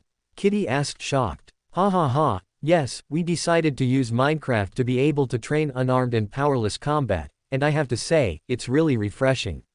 It's been a while since I needed to hold a sword. Aurora replied with a smile. Humph, those bad swords, if I had my claws we would have killed that lizard a lot faster. Logan snorted before drinking the beer he was holding. I didn't expect you guys to be playing Minecraft too. Jean said still surprised. Initially we started playing to see if the game was dangerous or not, but it turned out that we started having fun there and decided to get this cover too. Xavier responded with a smile. We even think that Minecraft can be recommended for all students to train unarmed combat, so they don't become dependent on their own powers. Especially in Hunger Games mode, which pushes a person to the limit. Humph, that's just a child's game. Logan said as he pulled out a clear bottle of red liquid and handed it to Hank. Take it here, I got the strength potion this week, try studying it and see if it's safe. He said before turning around and heading to the kitchen for more beer. He was in the top 20 at the Hunger Games. Kurt asked incredulously. Yeah, he actually came in second because of his instincts, only losing to one person. Xavier replied. For whom? Scott asked surprised to learn that Logan had lost to someone. You guys already know this person. Sabretooth. Xavier replied. What? Is he playing that too? The students screamed in amazement. Sir, that's what we got. A red-haired woman handed a black and purple fabric to a black man with an eye patch. Romanoff, what did you find out about this cover? Nick Fury asked as he looked at the cover. We had installed cameras all over the place to see where this cover would come from, especially if someone came personally to put the cover there, but it really was like that kid described in the interview, it's like the cover is always there. We noticed that the cover just popped out of nowhere in our hand as soon as we disconnected from the game. Natasha started to describe what she felt and what it was like. Plus we tried to recreate this cover and noticed something special. She said with a serious expression. Which is? Fury asked as he raised an eyebrow. As much as the same person wears this cape or the cape we've recreated perfectly, the viewer's reaction is different. It's like this cape is enchanted with some kind of magic to make it more beautiful. Natasha reported everything she saw. You mean this cape has something like a charm? And that it really makes people see who wears it as prettier? Fury asked incredulously. Why would someone do something useless like that? But when it comes to potions, we got 4 strength potions and 2 lucky potions. According to our studies, this strength potion for some reason actually manages to stimulate our body to develop more muscles in a few minutes, to the point where it really makes a difference between the punch of a person before and after taking this potion. As for lucky potion, we haven't been able to come up with conclusive results, just speculation that it actually increases the luck of those who drink it a bit. Natasha reported. Fury was shocked by this. If a potion like this really exists, it is extremely necessary for S.H.I.E.L.D. to get as many of these potions as possible. After all, with the amount of weird things going on in the world, Fury knew that just normal humans wouldn't be enough to handle thereby. What about side effects? None were found in either of the 2 potions, plus of course those who drank the strength potion need to ingest more nutrients to maintain new muscle, but as the amount was so low, it wasn't even considered a disadvantage. Natasha finished speaking. Okay, let's set up some teams to get as many potions like this as possible. What about Notch? Did you get any information? Fury asked with a serious expression. We can't find any fault with him, even if he acts like just an ordinary player. I feel there is something different about him, but unfortunately we don't have any proof. Not even seduction was possible with him. Natasha said, frustrated. Okay, just keep watch in case he does anything suspicious. Fury said before dismissing Natasha. What are you trying to do with this? It's not possible that it's just money you want. Someone with that much power wouldn't need something as mundane as money. Fury thought, trying to understand Notch's mind. I'm rich, ha ha ha ha. Alex was dancing happily in his little cabin as he looked at Minecraft's report.